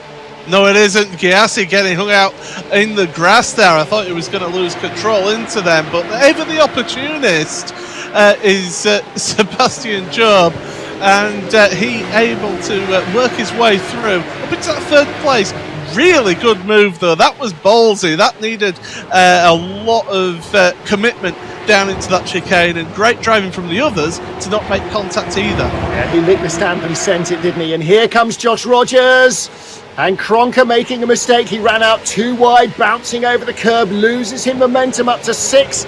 Rogers is not going to catch anybody by surprise in 6 this time, but he is all over the back of Kronker, and he needs to be, because he's got Jeff Gyasi behind him. Behind Gyasi is Dane Warren with those turquoise and black colours. Behind him, Kevin Ellis Jr. But if this looks like, yeah, Rogers is going to go through here. If he doesn't, I'll be astonished. Meanwhile, for the lead, Anderson versus Sanchez, 3 minutes to go. And Rogers goes through behind. It's going to be a big sort out. Kronker in 5. Just gets his nose in front of Jeff Gyasi, and Gyasi's on the outside line there. Through goes Dane Warren. And hovering behind Kevin Ellis Jr. trying to make a move, but can't get it done. Dane Warren loses ground, and so the 7 car is coming back at him into turn 1. Wheel to wheel. He's going to do him, isn't he? He's going to tuck him up over the brow. No, Dane Warren just there. But again, we go right and left, side by side. Warren. Down the S's, there was contact. There had to be contact there. No, he just lost it himself. Oh. He was side by side and just got all crossed up into 3, which cut him wide. Amazingly, he was able to stay ahead of Kevin Ellis Jr. I'm amazed that Kevin didn't make his way through there. That was a proper Code Brown moment, wasn't it? And behind, here comes Graham Carroll in the 21 car. Who's he behind? He's behind Mac Backham, isn't he? So trying to get through. Can't get through there. No, that opportunity isn't available. By the way, the bottom corner is the race leaders as well, so we've got fighting all the way through the field. This is great stuff. But what do you expect from this series? It's just brilliant. Best of the best, isn't it? Minute 50 on the clock. This will be the beginning of the final lap, will it, when they get to the line? It's going to be It's gonna be close. close. I think they might get 2 out of this, actually. But Alejandro Sanchez, I don't know what he has for breakfast every race day, but I want some of those tablets because he is, again, the man on fire. Certainly is, as they're going through one. And Sanchez just able to, he's running a little bit different lines compared to Anderson in the lead. And it just shows that he's able to hold on to those lines, so he's able to be more committed into corners and carry a little bit more minimum apex speed than the driver in the lead. So Sanchez, he wants to get the win here because, of course, the finishing results of this race means it's the grid for the following race as well. Now, of course, the other thing is, and you're absolutely right, he is able to run tighter lines everywhere. Now, if he can do that for 30 minutes, frankly, it doesn't matter where Anderson starts. Anderson is struggling at the moment to stay on the grey stuff, isn't he? On board with Alejandro Sanchez, 40 seconds to go. They're not going to get to the stripe. The checker will be out when they get there. The Vodafone on board. Here we go. He's sending it. He's going to have the outside-inside run this time, and he is going to do it. He does it before they hit the brakes. A pass for the lead. Alejandro Sanchez, the winner of the main race last time out on the Grand Prix circuit at Silverstone, where this weekend there's a Grand Prix. And the Porsche Mobil 1 Supercup race tomorrow morning, of course. He is going to take the win, and they cross the line with 8 seconds to go. Okay. So, can Joshua Anderson do anything? The privateer driver. Well, I think Sanchez had enough there. I think his car looks less of a handful. And bear in mind, he spent 15 minutes in that turbulent air of Anderson's car, and he still had more grip. I think Anderson, all he's got to pray for now is a little mistake from Sanchez in front and a decent run out of turn 7 to carry the speed down the back straight. But you can see how Sanchez has already pulled out half a second at the front of your field. He's just absolutely on fire at the moment as the Spaniard. This is great to see as out the turn 7, Anderson just does not have the run out of that corner, but he is in the draft here. He is slowly gaining. Not enough, I don't think. Sebastian Job and Josh Rogers, they'll be 3rd and 4th. Don't think Rogers is going to have a last lap lunge. Famous last words. No, he's not close enough. And nor is Anderson. So Alejandro Sanchez gets over the final major hurdle. The braking area. Jeff Chiassi all over the back for 5th position of Martin Kronke. Can't get through. But he's holding on. Oh, Dane Warren. Power sliding. Here comes Chiassi. No. Doesn't do it through turn 11 under the bridge. As they come across the stripe, which is very close to the final corner. The starter's gantry is almost as you get to the exit curb there. It is victory again for Alejandro Sanchez. In our first 6 races, we only had 3 winners. And we had 2 different winners last time out at Silverstone. Sanchez was the last of those, and he doubles up by winning the sprint here at Road Atlanta from Josh Anderson and Sebastian Job. The champion, Josh Rogers, will start 4th from Martin Kronke, Jeff Chiassi, Dane Warren, Kevin Ellis Jr., Matt Backham, and Mitchell de Jong rounding out the top 10. What you see is what you get for the grid for race 2 as well. Graham Carroll, 11th header. Jeremy Bouteloup, also a winner at Silverstone last time out, and we're looking down the order to 16th for Max Benecki. So Benecki does get points, 5 of them in fact. The man who came here 2nd in the standings. Sanchez is now 2nd in the championship, and closer again to Sebastian Job. That was a big race for Alejandro Sanchez. I'm off to place my €5. That will ruin his season. I think the bookies might have something about insider trading to say about that, Martin. But yeah, that was a great race there, and potentially move the season from Sebastian Job down into the 10A and 10B, going 3 wide into there, and everybody making it out of that safely as well. It just unbelievable. How he drove that while rubbing his hands with glee, I don't understand. Maybe with his knees, but he went 3 wide. I'm having that, and just sent it up the inside while the others were busy watching each other. And that's opportunism. That is really outstanding racecraft and control, of course, to get the car stopped on the money. Yeah, it takes a lot of skill to drive these cars in the first place, but then to be at the absolute peak of the field and of this championship, and the strength through this championship is absolutely incredible. I mean, first to 30th in that opening heat race, that was covered by 24 seconds. That is just an unbelievably tight field all the way through this grid, and we've got a half-hour feature race to come now, Martin. This is I'm rubbing my hands at this one, because this is going to be should be a little bit more tame, but you never know with these drives. They might just take a bravery pill and go for it. Now, of course, this is our fifth qualifying session, or it was our fifth qualifying session that pays, which means with Josh Rogers having scored the fastest lap 5 times out of 5, nobody else can now beat him, and it's unlikely that anybody else is going to tie him, so he is likely to be snaffling that Tag Heuer watch for himself. So there's something out of that, and a top 4 finish as well.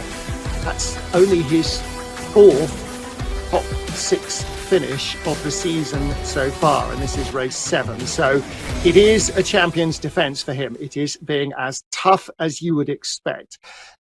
He started well with 4th and 3rd in Zandvoort, utter nightmare in the first race in Barcelona in the sprint race, recovered to 15th in the second, 5th and 2nd at Donington Park. It was all back on track until the main race at Silverstone.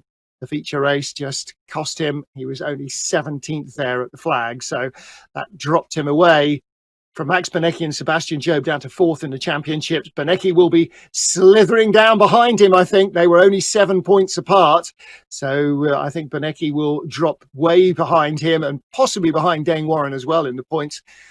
Sindre Setsaas with that trip down the grassy part of the S's. I've seen a lot of cars doing that in real racing at Road Atlanta. That dropped him almost the tail of the field, so he was struggling there. I tell you, the one man though who'll be really happy is Sebastian Job, finishing 3rd place in that race. But Alejandro Sanchez, he's the man on form right now. I feel he's really got that momentum of just getting podium finishes at both the British rounds that we had so far, and now here getting that sprint race victory. He's going to be he's going to be a real contender, and Job has got to start looking over his shoulder, not so much at the usual suspects of Benecki and Rogers, but looking at Alejandro Sanchez. He is that true talent who is there to put that pressure on and to give it a good go to Seb. Yeah, and he absolutely is piling the pressure on now, because the points gap is, as you say, it's fairly slender. Max Benecki slipped back. Josh Rogers has slipped back a fraction, or he's sort of treading water. Dane Warren, Sindre Setsaas, Tommy Østgaard, they're just having a terrible time at the moment. Jeff Chiassi, I think, will climb over both of those. They were only, the 3 of them were covered by 5 points, and Brian Lockwood was just 1 point behind Chiassi, so he'll climb over them as well, I think. Sindre Setsaas, Tommy Østgaard scoring next to nothing and nothing. So yeah, Sanchez, the thing now though is keeping that momentum up, isn't it? You know, we've only finished 4 race weekends, and we're now in our 5th out of 10. So it's great to have this purple patch, and it's great for confidence. It means his setup and everything is really good. But you know, it's going to be tough to maintain that. Well, let's have a chat now, if we can, with Josh Anderson. Josh, let's have a chat with Josh Anderson if he can hear us. Josh, tell us about your race. Yeah, it was certainly interesting. You know, my season so far has been pretty average, so I was quite lucky to qualify 8th, I think, because my lap wasn't that good. And racing with the guys at the front is a bit of a, you know, they're definitely a level above me. So I knew Alejandro was a bit faster than I was, and I just tried to hit my marks and, you know, drive as best as I could. Unfortunately, I was super nervous, so I kept it like my feet were chattering under braking and all this terrible stuff. So he got me in the end, but I'm pretty happy to come second. Yeah. For those who don't speak Australian, average is one of the worst insults that you can apply to any situation or any person. Mate, that was average means that's about as close as you can get to swearing. But it was a good, I mean, you led almost every lap. And actually, crucially, in terms of points, you've gone from 22nd into the top 20. at almost the midway point of the season. And that's one of the first things to deal with, isn't it? Is to get yourself into that top 20 and then to start creeping up the order. Big hatful of points. What did you feel that Alejandro had over you? Where was he stronger, did you think? I'm not privy to his setup, but I think he might have had a little bit less wing. Because I felt like I was pretty strong in the first sector, but I just couldn't. I couldn't really get off turn 8, the right-hander, onto the back straight, and then he was quite fast down there. So, great drive from him. I made a mistake with 2 laps to go, and that's why he got the run. And I was thinking about points. It wasn't worthy, or it wasn't worth the risk of battling for the win and then going off and getting nothing. So yeah, I just lifted out of it and happy to come home second. Yeah, second is definitely better than 0. 22 points added to the pile. Congratulations, well done indeed. Let's look forward to seeing what Josh Anderson can do in our main feature race. So that will be, thanks again for joining us. That'll be a great opportunity for him. He'll start on the front row of the grid with Alejandro Sanchez. And don't forget the schedule with the upcoming races. From here, we go back across the pond to the Brands Hatch Grand Prix circuit, in nature quite similar to Road Atlanta, but even more scary, to the awesome Spa-Francorchamps at the end of this month. We head into September at the Nürburgring. What could possibly go wrong? I mean, snow, hail, ice, frogs, lice, who knows? Then to the Circuit de la Sarthe at Le Mans, and in October to Italy's Cathedral of Speed, to the Autodromo Nazionale di Monza, one of the world's great racetracks. So let's take a look at the points then. After qualifying, after our race, Sebastian Job still the points leader by, wow, okay, so my slide rule maths wasn't quite as sly as it might have been. Max Benecchi just 3 ahead of Alejandro Sanchez now. Okay, so he was 3 ahead before the race. I don't think this has actually been updated. I don't think that, that's coming in. Yeah, so that's coming in. So Benecchi will drop down to 5th, is my money. Sanchez will be 2nd, Rogers up to 3rd, Dane Warren up to 4th, and Max Benecchi will drop down. No, he'll probably drop down to 4th, where Josh Rogers is, just ahead of Dane Warren. Sindre Setsaus and Tom Jøsgaard are going to lose out to Jeff Gyasi. Look, there was only 5 points covering those guys. Gyasi was in the top 10. They were barely in the points. Brian Lockwood didn't have a great race. Ricardo Castro-Ledo had a shocking qualifying as well. He was right at the tail of the field, so not helping himself in terms of top 10 positions. Kevin Ellis Jr. will move ahead of him. Graham Carroll will move ahead of him as well. Matt Backham may even move ahead of Ricardo Castro-Ledo because he had a top 10 finish as well. So, yeah, 4 races coming in. Max Benecchi,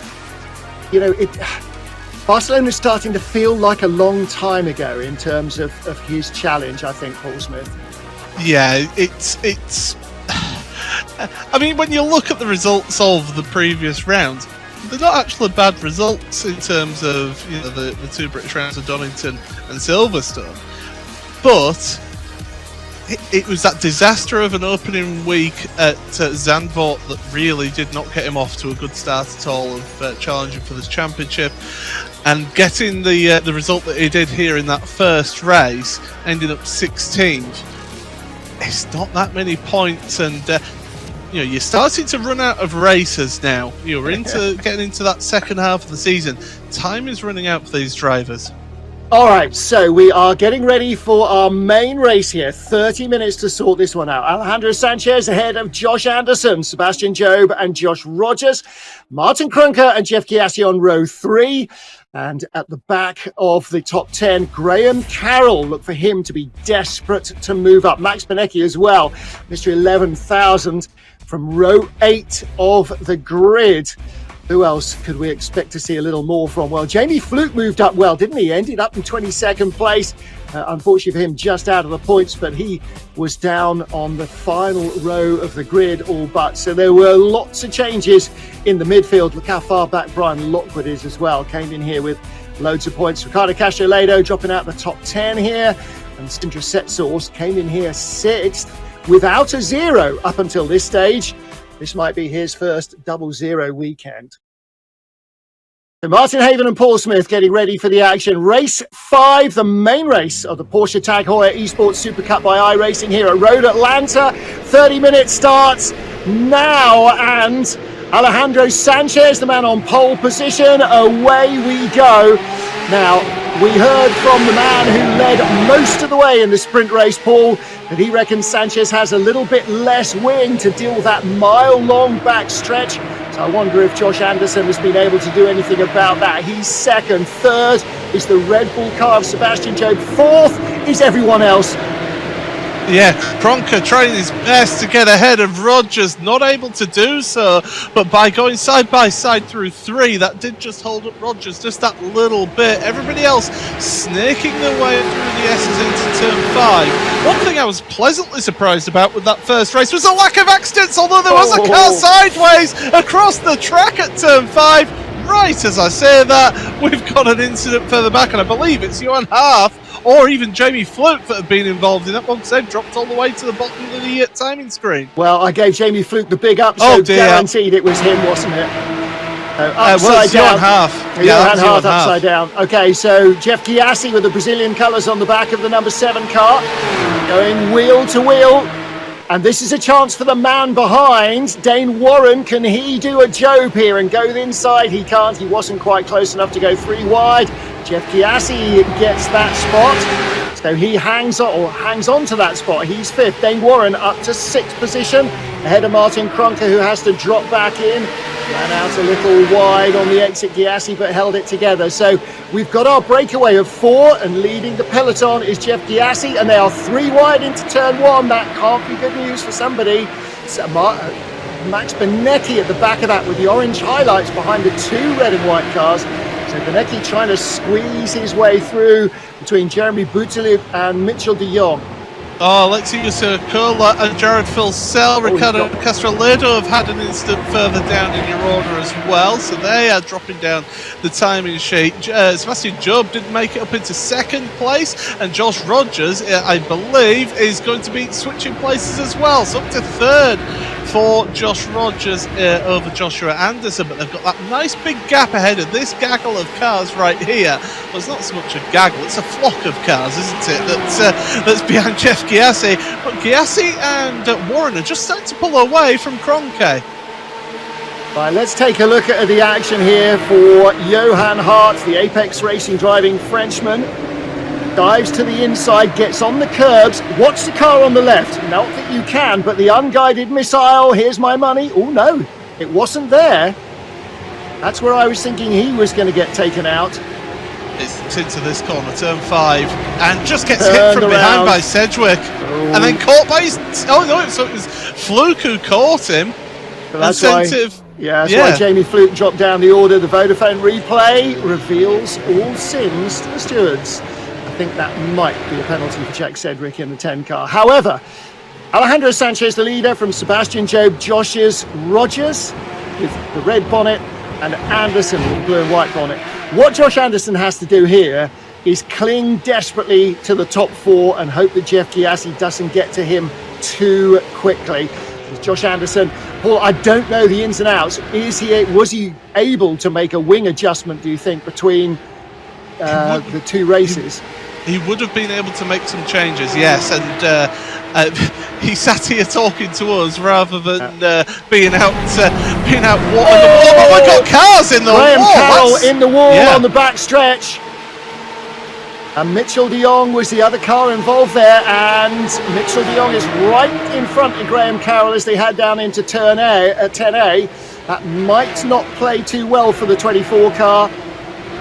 Graham Carroll is keeping his powder dry and doesn't tag in from behind, but right behind them, Alexander Tiber, I think, getting pushed sideways a little. David Williams been down in that one with Tommy Erstgaard and Thebet, so those drivers, they're all scrapping. As we're going to have a look then at the Vodafone replay, and this is the de Jong Graham Carroll incident. So this is going into turn 6 right now, and it's, look at this, the line taken, there's Carroll on the inside. We're going to be looking then from Mitchell de Jong, and he's trying to take that line, and that line is always closing there on Mitchell.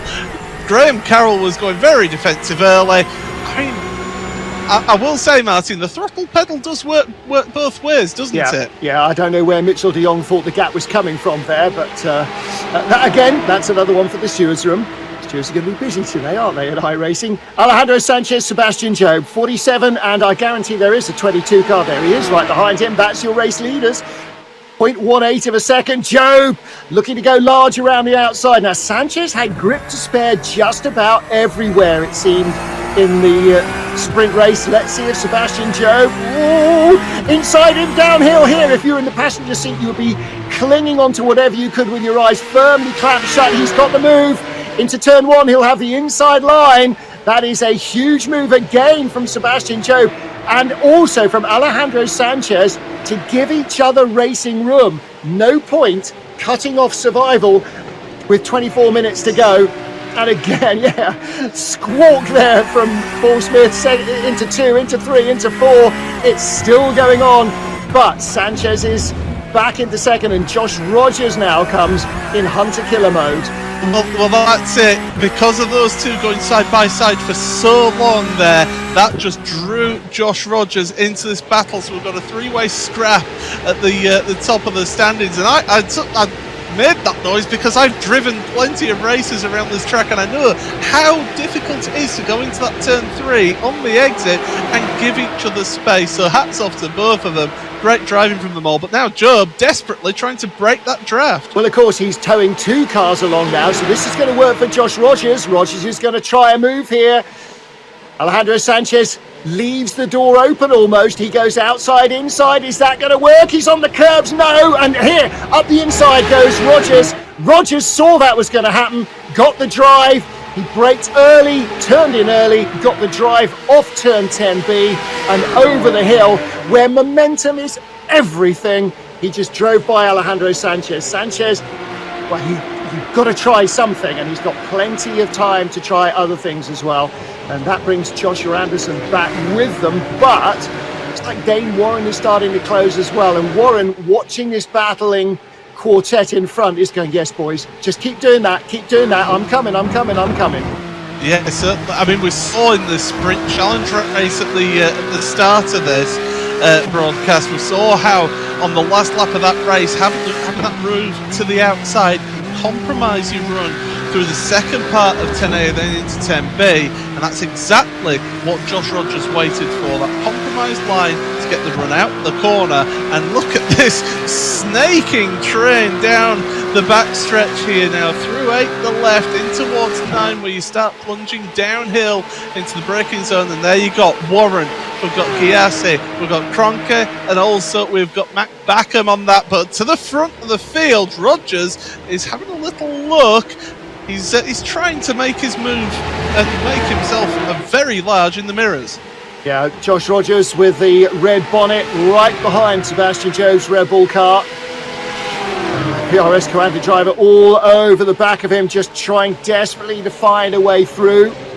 Again, it does look like he's got a little bit of extra pace, but is that purely because he's in the slipstream?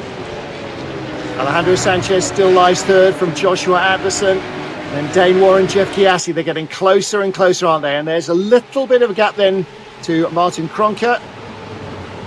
There he is, just dropping down into turn 5 and 6, over the top of the hill, and rushing up to turn 6. Hard on the brakes here, looking back at the red from the points leader.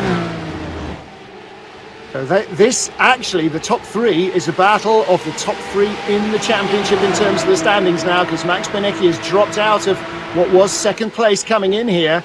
So these are the lead 3 in the race and the lead 3 in the championship. Josh Rogers has yet to win a race. Is today the day that he wins for the first time? He's going outside. Sebastian Job had more under braking. Rogers couldn't complete there. And around the outside, Alejandro Sanchez, you saw Rogers' car smoking the tyres as he just came sideways up the hill out of turn 10B. But he just manages to cling on. And now Alejandro Sanchez with Joshua Anderson for company.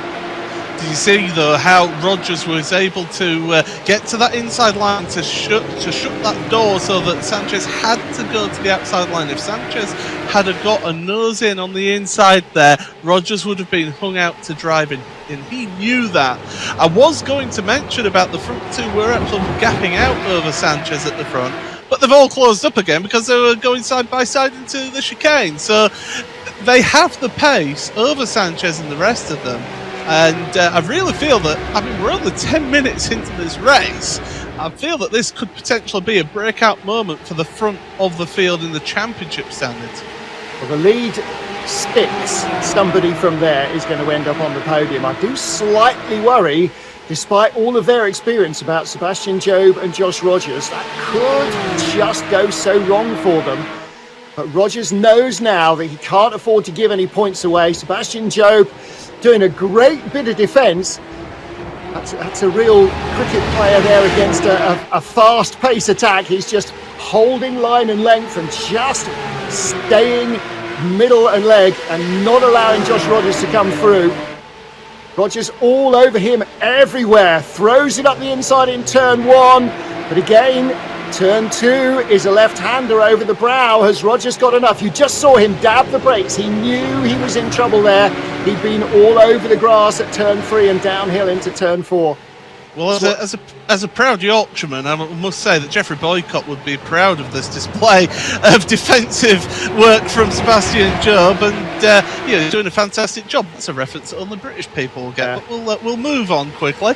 But Jobe, he's doing a wonderful job, but I just feel that Rogers has that little bit of an edge over him in terms of out-and-out pace in this race. Track temperature is only at 30 degrees Celsius, so they can push these tyres a little bit harder than a few of the previous races that we've been in. So they can really go at it, and it's unusually cool for this track, I feel, is 30 degrees Celsius track temp. I've had some very hot summer days here and some very nice autumn days here as well. Rogers on the outside line again and again. The more he throws at the wall of Jobe, the more it's likely to stick. And again, just enough to hold off Alejandro Sanchez for third place. There's Sanchez in the dark blue colours in third place. Behind him is still Joshua Anderson, who was our runner-up in race one. So third and fourth in race one, lead first and second in race one, then fifth and sixth the next up. Again, the guys who had pace in qualifying, the guys who had pace in race one still have pace in race two. The thing now for Josh Rogers in that red, white and black car is the longer he spends behind Sebastian Jobe in turbulent air with the heat of the car in front and all of that, the more he has to move around, the more he has to try and force the issue, the more Sebastian Jobe will start to have a tyre advantage in the second half of the race, and we are nearly there. Well, this is such a great track to watch racing at. Let's just sit back and enjoy full throttle with iRacing.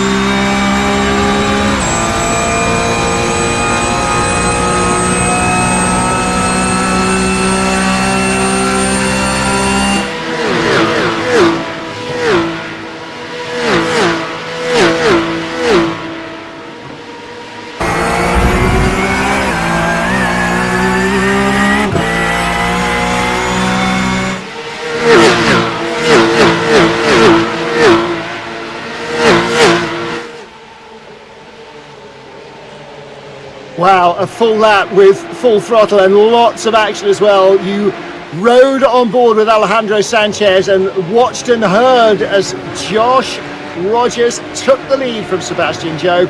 What you didn't see too clearly there was in the background, Paul Smith, big problem for runner-up in race 1, Josh Anderson, at turn 6. Looked like he flew off into the gravel.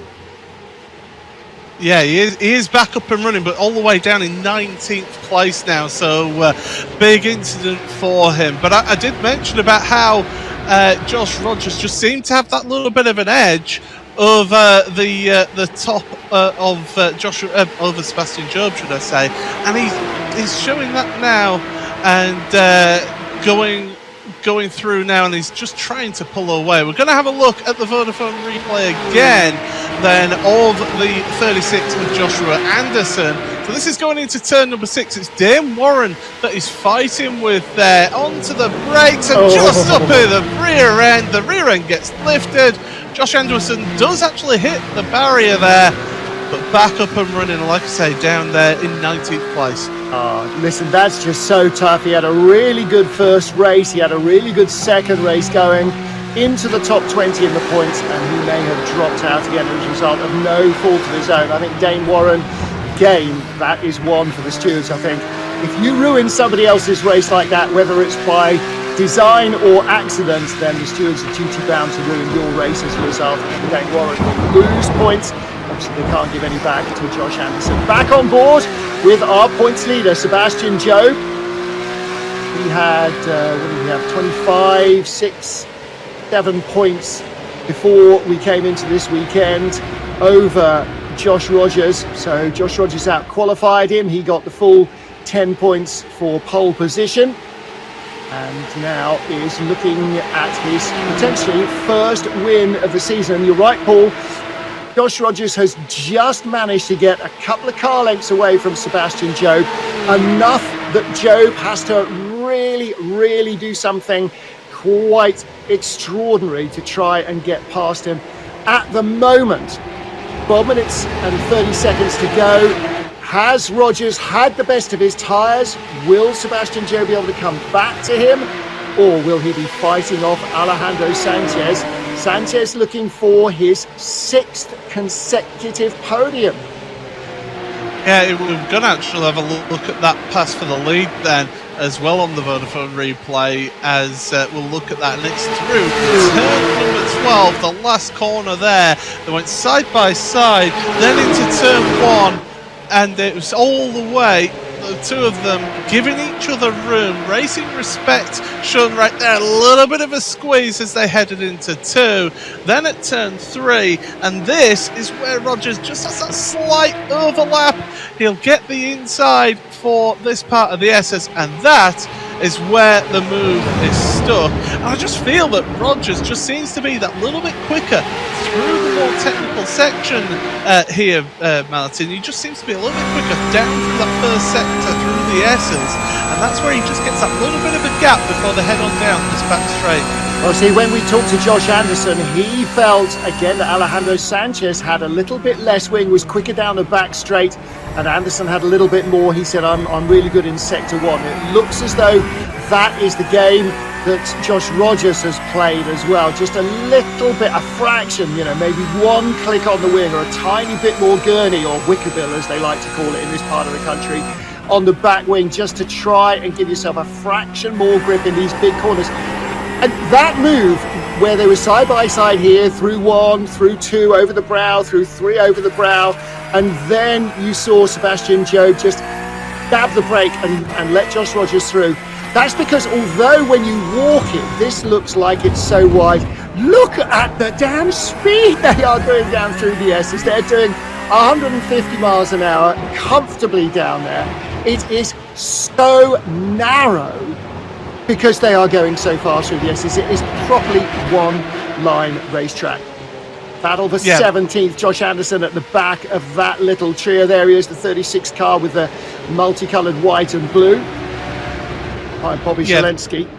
I was about to say, you made the right point about it being one line there, and I mentioned it in the Sprint Challenge commentary as well, that You compromise your line into 3, and you carry that compromise all the way through to the exit of turn 5, which means it's slower going into turn 6, and it just affects pretty much half of the lap for you there, and it's a lap, part of the lap where you could lose more time than you would get.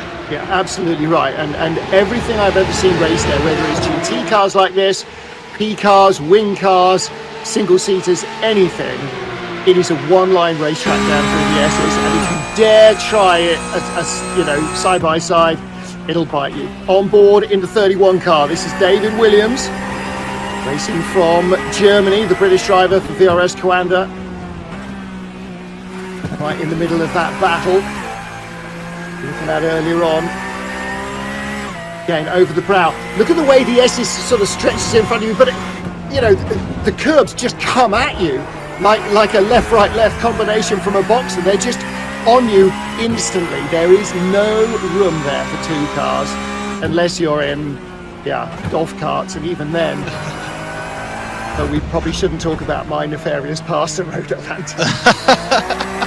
Well, I will say that one feature of the S's as well is that you are on those curbs and braking, which is something you generally never do in motorsport, is brake whilst you're on a curb, because it's unsettling the car, is that bumpy nature of the curb.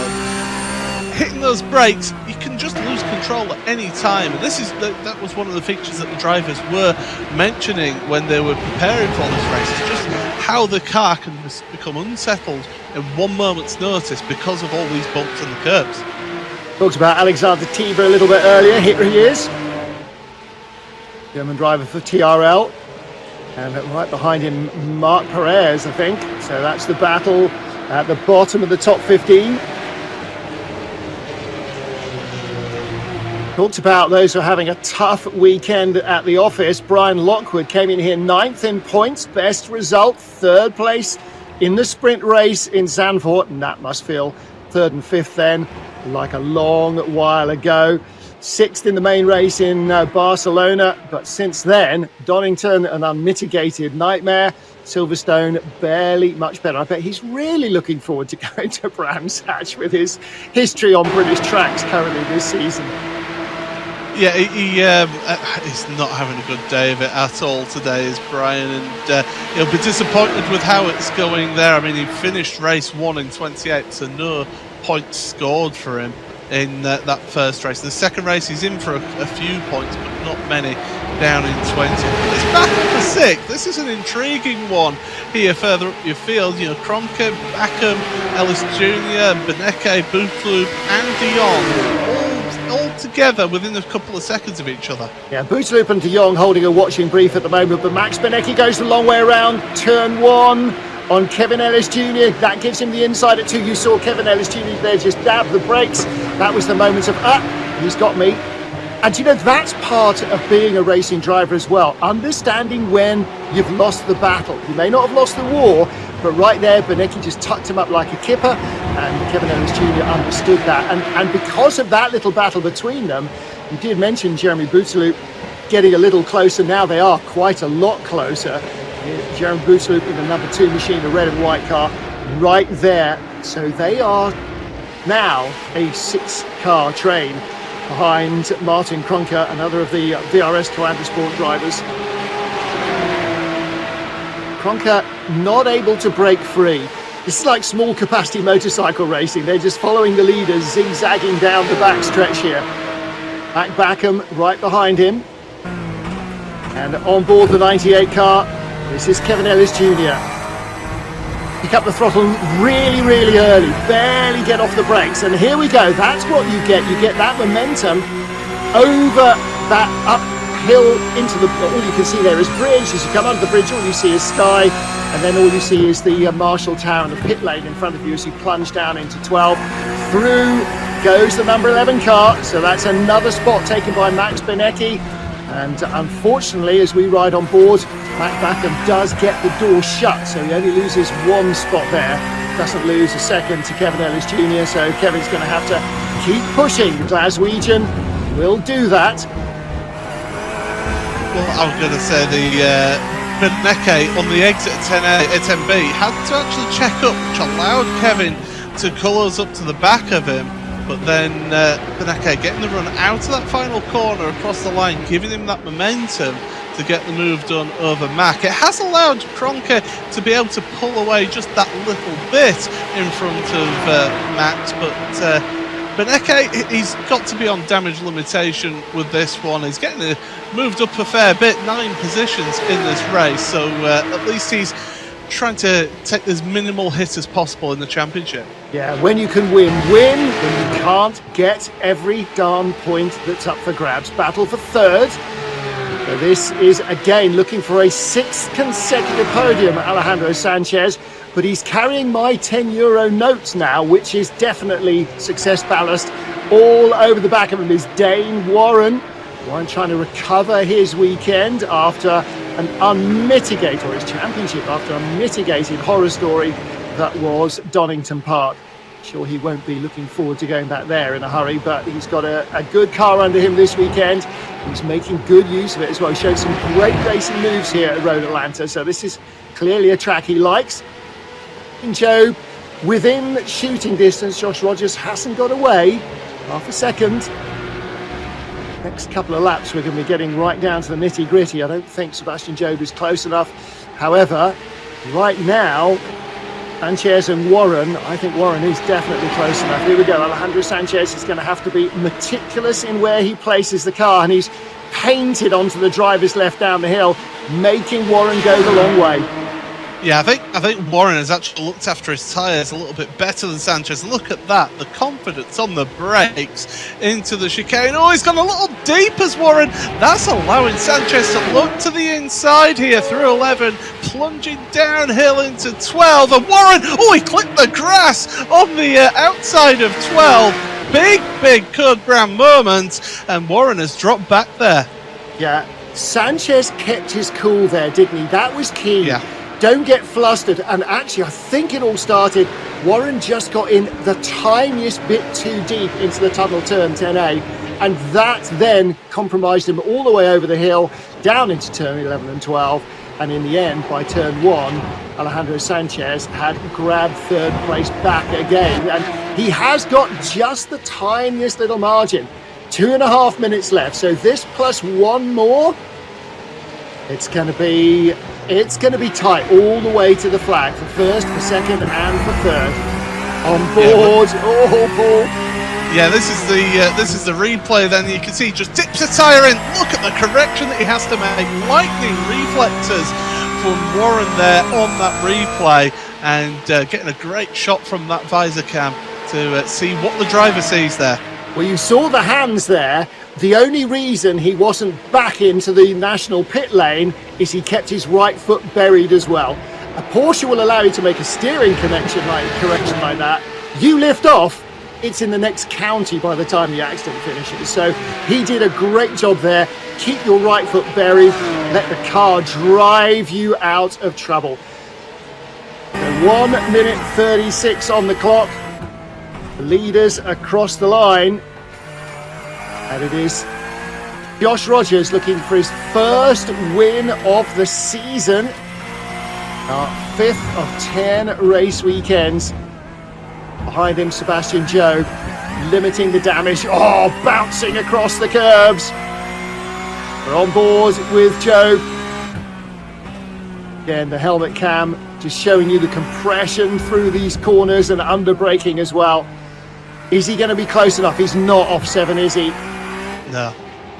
He's to be honest, I think Seb is going to be just settling for second place here. I know you never settle as a race driver, but still, I think Seb, he just knows he hasn't quite got that speed there. Meanwhile, not Paul, quite close enough. In the background, in the background, it's all going on. I think we can say that first and second is a done deal unless one of them has a puncture. But for third, Alejandro Sanchez has been reeled in hand over fist, hasn't he? And just clings on from Dane Warren, but the checker is not out yet. One more to go. Yeah, this is the opportunity now for Warren. I said that I felt that he'd looked after his tyres just that little bit better than Sanchez, and through 1, he's really closing in. Your leaders are going in through the S's now, through 3 into the S's now. They're pretty much as they were, but this is where the action is going to be for 3rd and 4th place. Yeah. And the problem now for Alejandro Sanchez is that Dane Warren, with those turquoise highlights, is closer than he was last time. He's still going to have to go the long way around the outside, but he made it work, didn't he? And he didn't get passed again by Sanchez before the stripes. So if he can do it again, he could hang on. Here's the key corner, 7. How do they get off it? Sanchez using all the curb, Warren using all the curb behind him. Jeff Giassi has a great view of this. The leaders again, still 6/10 or so apart, Rogers and Jobe. That's the 1-2, bottom right. But watch the middle of your screen. Warren's again going to have to go the long way around the outside. Again, he gets the overlap. Again, he's got the grippy pass to the track. But Sanchez is still there, and Warren can't get on the gas early enough. He can't run out wide because Sanchez blocks the exit. It's a race to the line. Josh Rogers wins his first race of the season. Sebastian Jobe is second. Alejandro Sanchez takes it 2 wheels on the grass in 3rd place.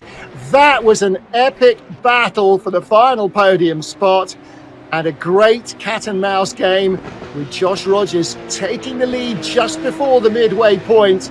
Just when I was starting to think Sebastian Jobe had kept him bottled up long enough to be able to keep him there, then Josh Rogers used his champion's charms to squeeze his way through, and Sebastian Jobe went, yep, I'll take those points for 2nd place. You're far enough behind me at the moment. Those points are going to be so critical.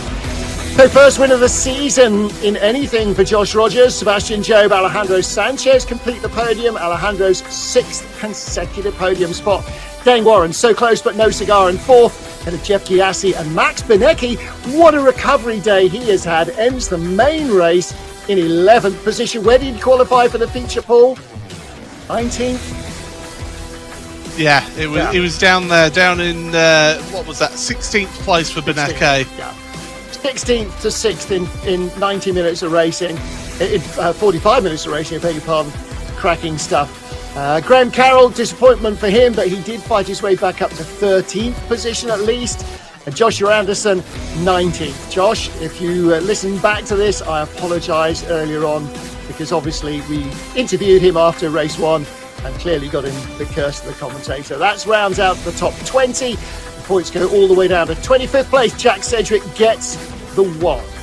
And Valtteri Allender, I'm afraid, like the rest of them, goes away empty-handed from the main race here in Road Atlanta. Race 5 of the Porsche Tag Heuer Esports Supercup by iRacing.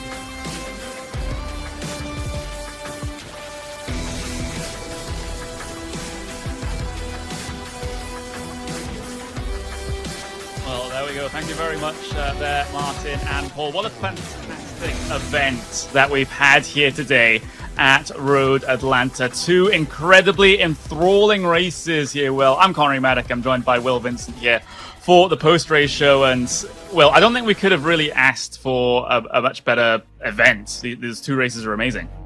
I'm so surprised in many ways here, Connery, that these 2 races have been clean, because this is a track that if there's going to be an incident, it will take out 10 drivers. But we had 2 great races, and through my Martin Haven styled back of a cigarette paper maths, I think Joshua Rogers leads the championship once again. Yeah, we'll have to wait for the official calculations, because the qualifying points do complicate things somewhat, I think, in this one. So those calculators do need to be broken out of their packaging. But again, it's just a fantastic finish, fantastic event. And, well, the top 3 cars, I would argue, top 3 drivers, are all your championship contenders. They are, and I think that's been a very clean and very decisive run by your top 3 of Josh Rogers, Sebastian Jobe, and Alejandro Sanchez there. Sanchez, even though he had some issues early on, getting P number 3. Sebastian Jobe, I think that he recognised that he didn't need to fight for the race lead in terms of the championship.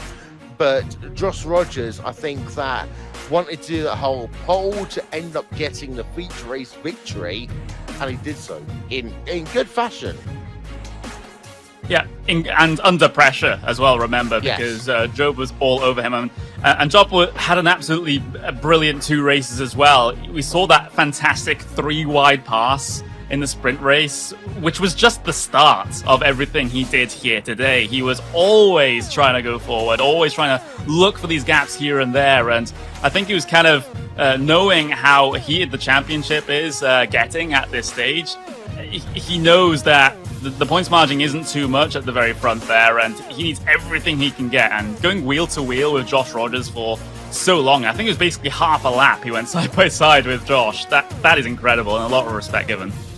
Incredibly. And we've got Josh Rogers here with us now. And Josh, you got the first place in qualifying, of course, getting you almost certainly the pole position award for the year. 5 pole positions in a row. Let's talk about that one first. Yeah, I mean, quali was obviously stressful as always. I think Road Atlanta was always going to be a massive challenge because of the fact that you've got such a high chance of getting those off tracks down through the S's, as well as the fact that the car's a little bit inconsistent on the curbs. So you definitely ran into some situations where there was a potential of maybe getting a bad bounce and then making a big mistake and error from going from there. But no, I was really pleased with my quality lap. I think lap 2 was good enough. But I just asked the guys, should I commit on this one? And we did, and ended up pumping out that one. But yeah, no, I think I mean there's that pole award's still on the table. Anyone can still take that one. Obviously, you still need one more to clinch it. But yeah, I mean, quali was I can't be any happier than that, really.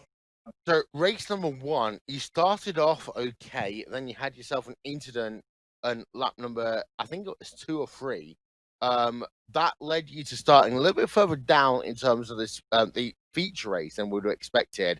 Talk us through race 1 and race 2.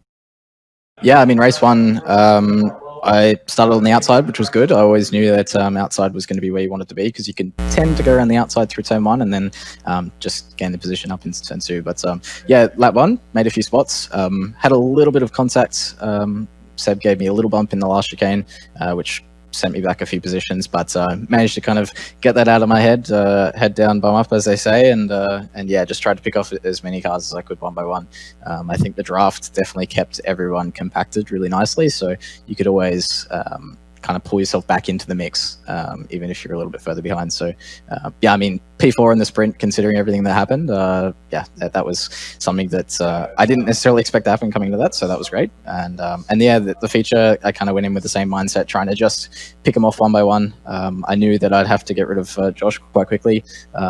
Otherwise, Alejandro and Seb would have driven away. But again, the draft kind of brought us back into it, and we were able to kind of strategically pick when to get through some guys there. But I felt like I had a lot of speed down the S's through kind of sector 2 on Seb, so I tried to get the pass done as soon as I could. I had to kind of try a lot of different methods to get it done in the end. But yeah, I think that speed through sector 2 was kind of what gave us the little buffer that we needed to defend down with the draft down the long back straight here.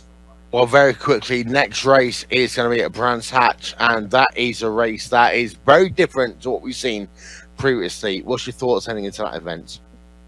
I mean, to be honest, I'm really excited for Brands. It's a track that suits this car really well. The undulation there, the blind corners, it's something that I tend to prefer in circuits, so it's going to be really exciting. Racing there, however, could be a different situation. I think it's going to be really difficult to pass. You don't really have any straights to draft on, and a lot of the corners, the circuit's very narrow, and the turns kind of lead into one another, so getting a run is going to be a bit tricky, but yeah, we'll see what happens. I think, like every round this season, they've always managed to put on a show, and it's been exciting, so I'm sure we'll see the same come Brands in 2 weeks' time. Well, thank you very much, Josh Rogers there, claiming victory in the feature race in that number 92 car. And, well, I'm going to be honest here, Connery, the way that he worked himself from P number 8, of course, in the sprint race, having the issues he had early on in the sprint race, then came a victory. That's a great effort there by Josh. It is absolutely incredible, considering that he's always at the worst end of the reverse grid. Yes, he does get the points for finishing at the top of the qualifying standings more often than not, but he's always put into this position where he has to climb back through the field up against some of his best opponents in this series, and to be able to do so across the 2 races that we've had here today, it's a champion's drive. And well, he's still in the hunt for his second title. Second place in the feature race is Sebastian Job. And Seb, thank you for talking to us here today. How was your race? It's quite eventful. I had a lot of fun. Just want to say thanks to Josh for such a great fight. I really enjoyed that. Even though I lost, I was still smiling. I was a bit... I kind of knew going into this race I was going to be lacking a little bit on pace, and it really showed. Just to have to a bit lazy with practice. Hopefully it won't happen again. But still managed to maximize the result, so I'm happy with the result, just not the pace. But the battle was great. Really enjoyed that. So yeah, I'm still happy with the result. You walk out of this race still as a championship leader, 290 points compared to Joshua Rogers, 272. You're at the halfway point in a championship, and you're leading for the first time in your career. How does that pressure relate to what you've got to do in the next 5 races? I just drive the same as always, really. No change. The pressure's on everyone else to catch up, not for me to pull away. So yeah, no need to change anything. And heading into Brands Hatch in a couple of weeks' time, you're back in UK territory. Any home field advantage? I love the track. Lucky enough to have driven there in real life as well, so I'm really looking forward to it. Normally at tracks in the UK, I am generally faster, probably just more motivated to practice, I don't know, but yeah, hopefully it goes well. Well, thank you, Sebastian Job, then. He's a new championship leader once again here in terms of 5 races completed, 290 points. And actually, in terms of this one, Paul, I'm going to bring you back in here. I don't think I remember, and I don't think it ever has been a point when Seb has led a championship at the halfway point of the season. The pressure is insurmountable, but his demeanor right now seems to be, it's just another race. I'm going to sound very old now. I raced against him in the touring car championship back in 2015, and he did lead that championship, but that wasn't to the same level as this one. This is a world championship. This is a completely different matter, and he's matured so much since we started seeing him in the Grand Prix series and in the GT series as well. He's matured so much as a driver, and I think it's really showing that he's not even at his peak yet. That's the thing. He's still a young driver here. He has got plenty of time ahead of him for him to develop and improve throughout this one, and I'm really enthused about what Sebastian can do towards the end of this season and moving forward. And Conrad, let's not forget that I commentated on his first ever podium finish, or his first ever potential podium finish. And this driver, Sebastian Job, has matured so much over the last couple of years. I think now we've got to stop thinking about the unforced errors that we talked about in 2019, we talked about in 2018. This is a driver that can really put Rogers, Sanchez, Beneke, et al. To a real pressure when it comes towards the championship. Yeah, I think we have to get past what happened in 2019 to Seb at the moment, because, you know, at the track that's probably the most prone to individual mistakes. Here at Road Atlanta, he didn't really make any of them, and it was just a sterling drive from start to finish. You know, just about missed out on the race win, but you know, on a different day, it could have been completely different. And also, Paul Smith wants to remind me that Sebastian Job was his pick for the season, as we've got Jeff Gyasi here, who came home in 3rd place here today. Jeff Gyasi, hello. Thank you for joining us here on the broadcast. Talk us through, you didn't come home P3, you came home P5, apologies. But talk us through your race here today. Good afternoon, Will, and everyone that's watching. I'm really happy with this result. I'm having such a great races. I had very good races and had a very good race in the national championship. So I'm really happy to be here and have this awesome result. It's my first time in the top 5. First race was really, really intense. We had really good battles. I was P3 for like a few seconds until we went 3 wide. So yeah, it was really tough. but I'm really, really happy with the result. I cannot be any happier than I am right now. So I need to thank, of course, Porsche Brazil and Porsche Cup Brazil for all the support they are giving me. They have such an incredible program that takes sim racers into real life racing. So in about 2 weeks, I'll be driving the real Cup car, and because all of the support. So I'm really, really happy all those things are happening. Like last year, I didn't even knew if I could qualify for the World Championship. I was worried I would not make the cut on the top 20. And right now I'm finishing a race in the top 5. So I think I'm maturing a lot, and it's still a very, very long way to go. So I'm really happy with this result, and this only motivates me to practice even more and more. You beat Beneke 11K in terms of this race. Next time out, we'll go to Brands Hatch. Can you do the same thing again? Beneke is one of my biggest references in sim racing. Just as Job and Rogers and all those drivers. So it's going to be a tough one. I do have a lot of respect for them, but of course I want to beat them. It's not easy at all. They're very, very good drivers, and I just hope I can bring home good results again. And there are a few drivers that are helping me a lot in the World Championship. I don't know if I can say any names here, but I just want them to know that this will not be possible without their support as well. So, of course, Porsche Brazil, Porsche Cup Brazil, they're doing a lot for me, and those guys are helping me out with those setups, adjustments, and pace itself. So there are a few guys that are helping me a lot. I want to say a big thanks to them. Well, thank you very much, Jeff Gassi. And as to say, I've actually watched the Porsche Brazil broadcast. They are incredible to watch as well. Thank you, Jeff Gassi, coming home P number 5 today. And with that, it is time for some closing thoughts here. Martin Haven, I'm going to come to you first, because Rogers won here today. He doesn't quite get back the championship lead as I thought he would have done. But heading into our next round at Brands Hatch, the championship standings are mighty close, because you've got Job at 290 points. You've got Rogers at 272. You've got then Alejandro Sanchez at 263. And then a little way back, Beneke at 237. It's a little bit like the past. The battle between Josh Rogers and Sebastian Job is a kind of microcosm of the championship. Neither of them can afford to blink. They can't afford a mistake.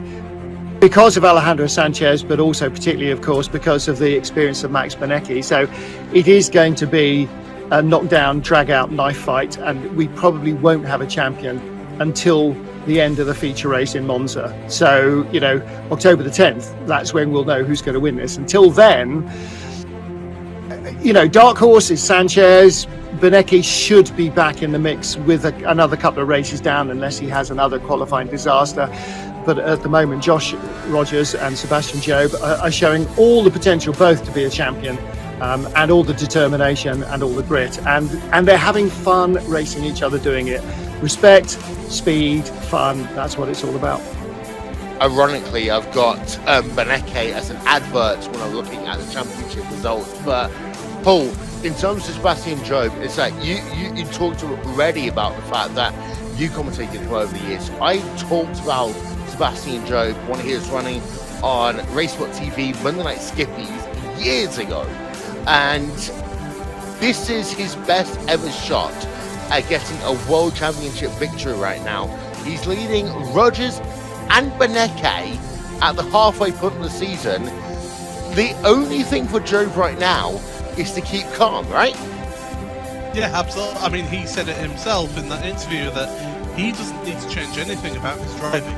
He just needs to keep doing what he's doing. The worst thing you can do when you're leading a championship is to get in your own head and think, oh, well, if I make that mistake, or if I do this, if I do that, before you know it, you're off into the grass, and you're losing a championship just by talking yourself out of it. It's being mentally prepared, and it's about being there at the front, and he's showing that maturity, as I mentioned, this year. And Connery, final thoughts for you about Josh Rogers. He won here today. He's second place in the championship. I mean, he's on the way back, but there's still a long way to go in the championship. Yeah, there absolutely is. So, don't count it done just yet. Definitely not, especially with the gaps as tight as they are at the top of the point standings. Many players still in contention here at this stage. And I honestly can't really make an accurate pick as to who I feel is going to win this at the end of the day, because the championship's just completely wide open. Thank you to Connie Maddock, to Paul Smith, and to Martin Haven. Thank you also to our production team behind the scenes as well. Once again, this has been round number 5 of the Porsche Tag Heuer Esports Supercup from Road Atlanta. It wasn't the hot Atlanta as we normally expect. It's actually quite a cool Atlanta here today, but we had some great racing on track where the temperatures really did get high. Josh Rogers wins in the feature race, but it's still Sebastian Job who leads the championship, and that is our message as we head over to Brands Hatch in a couple of weeks' time. In the meanwhile, thank you so much for watching this podcast. My name is Will Vinson. Thank you for watching. We'll see you in 2 weeks at Brands Hatch, and goodbye from Road Atlanta.